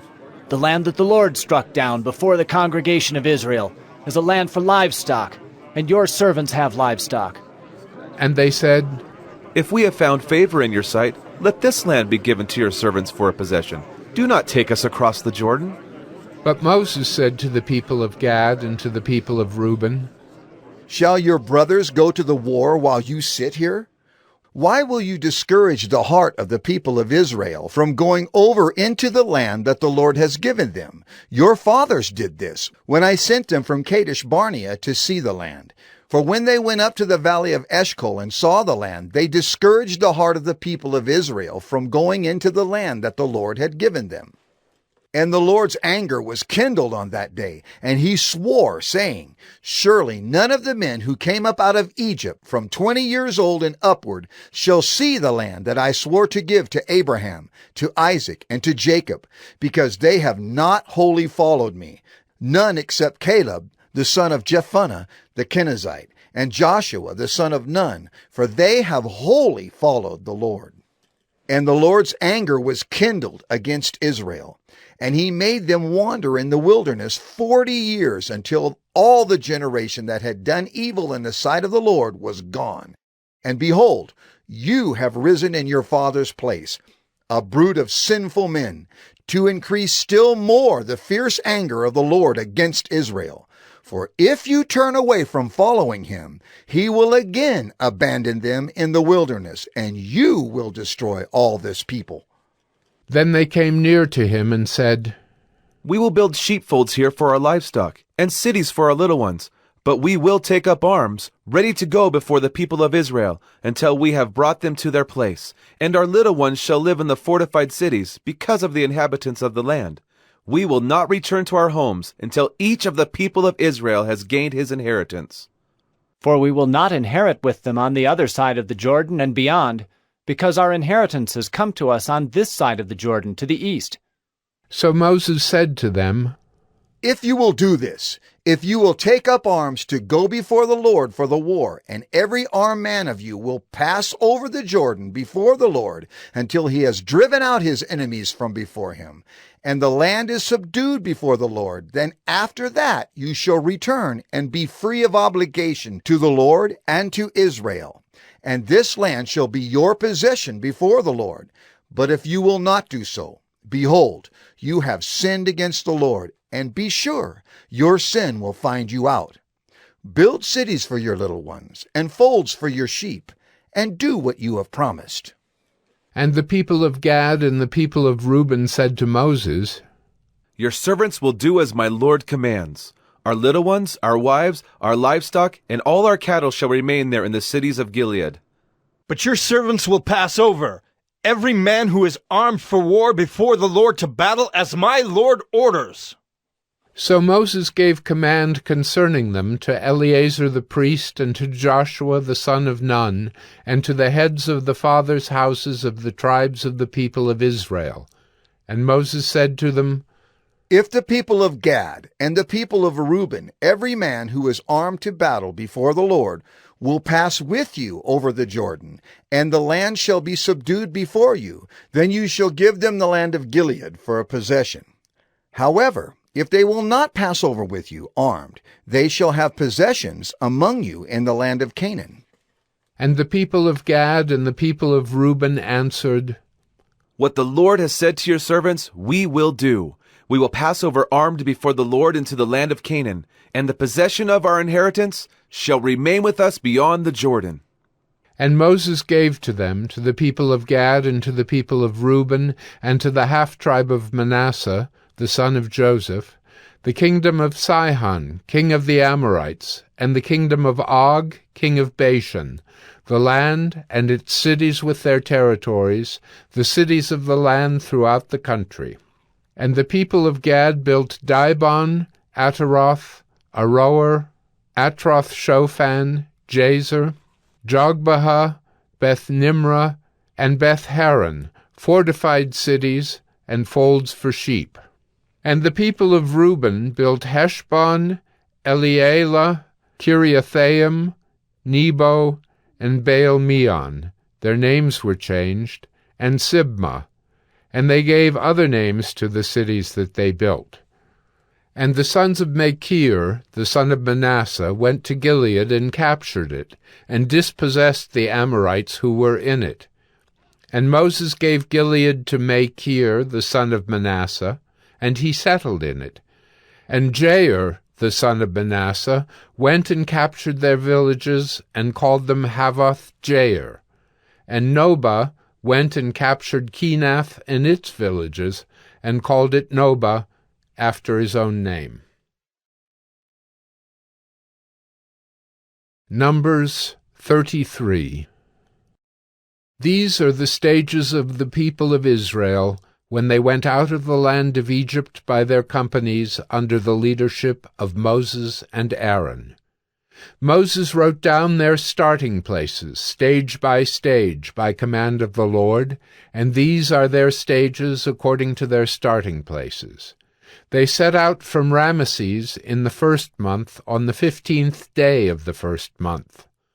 On the day after the Passover, the people of Israel went out triumphantly in the sight of all the Egyptians, while the Egyptians were burying all their firstborn, whom the Lord had struck down among them. On their gods also the Lord executed judgments. So the people of Israel set out from Ramesses and camped at Succoth, and they set out from Succoth and camped at Etham, which is on the edge of the wilderness. And they set out from Etham and turned back to Pi-hahiroth, which is east of Baal-zephon, and they camped before Migdol. And they set out from before Hahiroth, and passed through the midst of the sea into the wilderness. And they went a 3 days' journey in the wilderness of Etham, and camped at Marah. And they set out from Marah, and came to Elim. At Elim there were 12 springs of water, and 70 palm trees, and they camped there. And they set out from Elim, and camped by the Red Sea. And they set out from the Red Sea, and camped in the wilderness of Sin. And they set out from the wilderness of Sin, and camped at Dophkah. And they set out from Dophkah, and camped at Elish. And they set out from Elish, and camped at Rephidim, where there was no water for the people to drink. And they set out from Rephidim, and camped in the wilderness of Sinai. And they set out from the wilderness of Sinai, and camped at Kibroth-Hattaavah. And they set out from Kibroth-Hattaavah, and camped at Hazeroth. And they set out from Hazeroth, and camped at Rithmah. And they set out from Rithmah, and camped at Rimmon-Perez. And they set out from Rimmon-Perez, and camped at Libnah. And they set out from Libnah, and camped at Rissah. And they set out from Rissah, and camped at Kehalatha. And they set out from Kehalatha, and camped at Mount Shepher. And they set out from Mount Shepher, and camped at Harada. And they set out from Harada, and camped at Machheloth. And they set out from Machheloth, and camped at Tahath. And they set out from Tahath, and camped at Terah. And they set out from Terah, and camped at Mithkah. And they set out from Mithkah, and camped at Hashmonah. And they set out from Hashmonah, and camped at Moseroth. And they set out from Moseroth, and camped at Beni-Jaakan. And they set out from Beni-Jaakan, and camped at Hor-Haggidgad. And they set out from Hor-Haggidgad, and camped at Jotbathah. And they set out from Jotbathah, and camped at Abrona. And they set out from Abrona, and camped at Ezion-Geber. And they set out from Ezion-Geber, and camped in the wilderness of Zin, that is, Kadesh. And they set out from Kadesh, and camped at Mount Hor, on the edge of the land of Edom. And Aaron the priest went up Mount Hor at the command of the Lord, and died there, in the 40th year after the people of Israel had come out of the land of Egypt, on the 1st day of the 5th month. And Aaron was 123 years old when he died on Mount Hor, and the Canaanite, the king of Arad, who lived in the Negeb in the land of Canaan, heard of the coming of the people of Israel.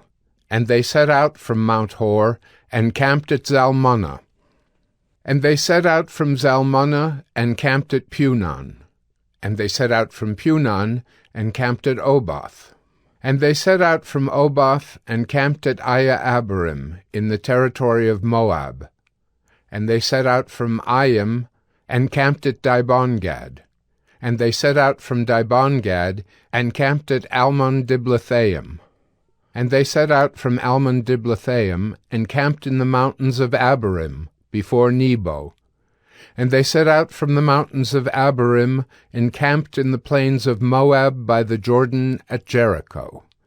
They camped by the Jordan from Beth Jeshimoth as far as Abel Shittim in the plains of Moab.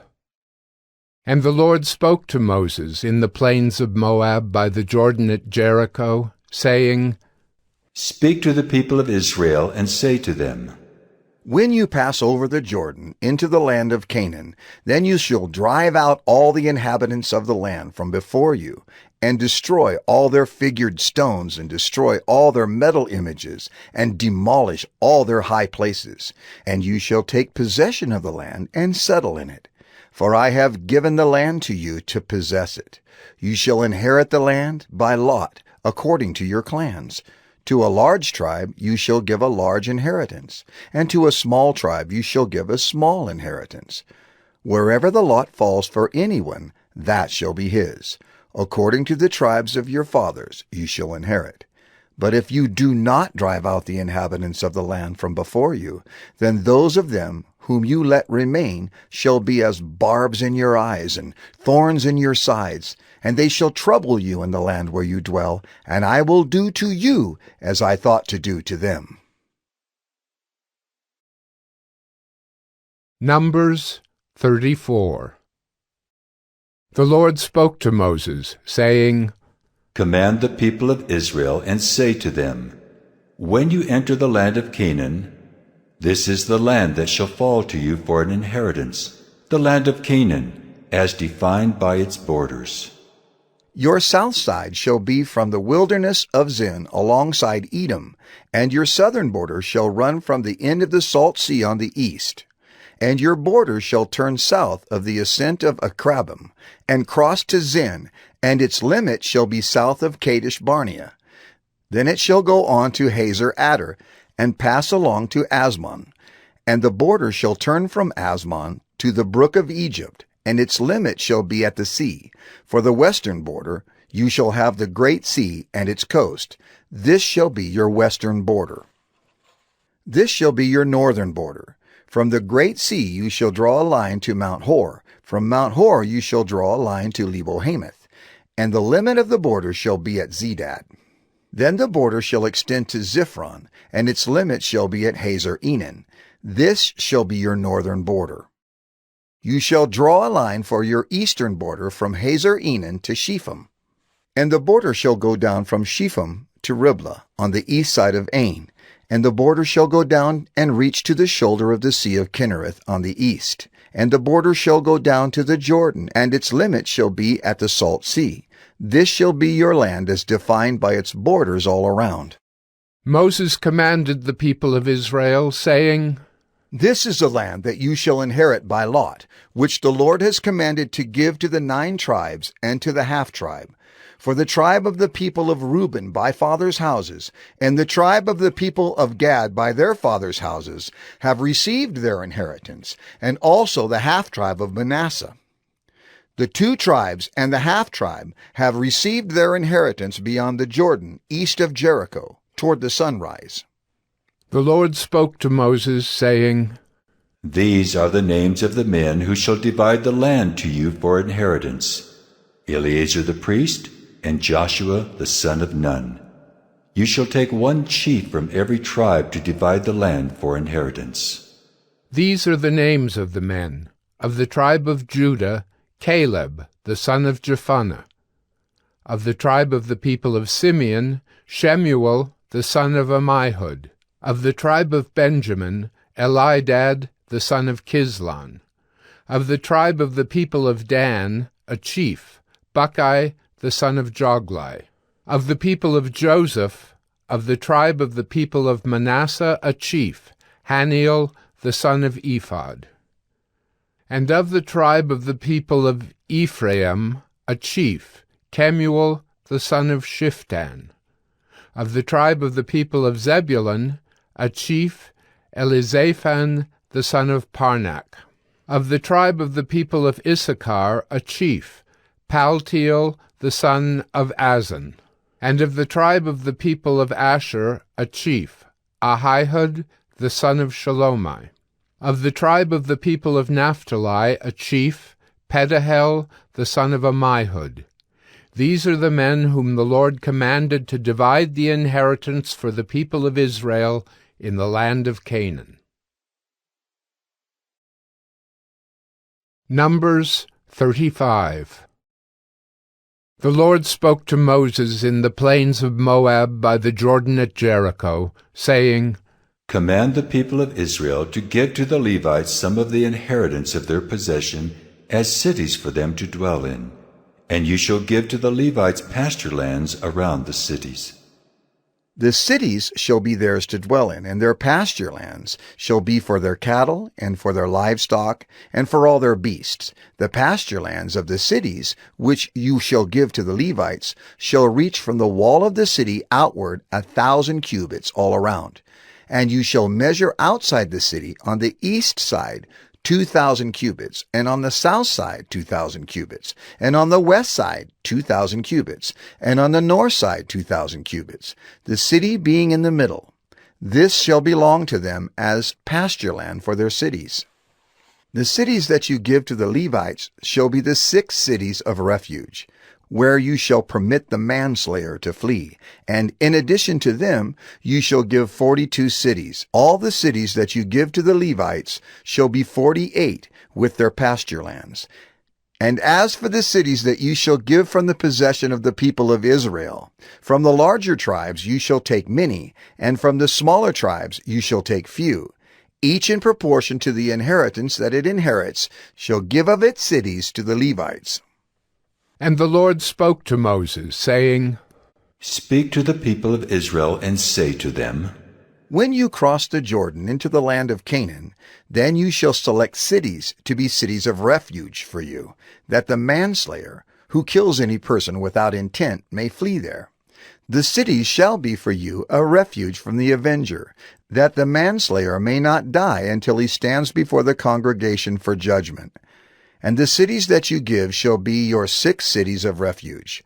You shall give 3 cities beyond the Jordan, and 3 cities in the land of Canaan, to be cities of refuge. These 6 cities shall be for refuge for the people of Israel, and for the stranger and for the sojourner among them, that anyone who kills any person without intent may flee there. But if he struck him down with an iron object so that he died, he is a murderer. The murderer shall be put to death.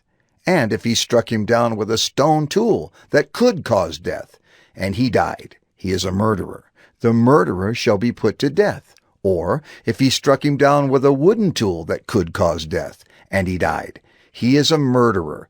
The murderer shall be put to death. The avenger of blood shall himself put the murderer to death. When he meets him, he shall put him to death. And if he pushed him out of hatred, or hurled something at him, lying in wait, so that he died, or in enmity struck him down with his hand so that he died, then he who struck the blow shall be put to death. He is a murderer. The avenger of blood shall put the murderer to death when he meets him. But if he pushed him suddenly without enmity, or hurled anything on him without lying in wait, or used a stone that could cause death, and without seeing him dropped it on him, so that he died, though he was not his enemy and did not seek his harm, then the congregation shall judge between the manslayer and the avenger of blood, in accordance with these rules.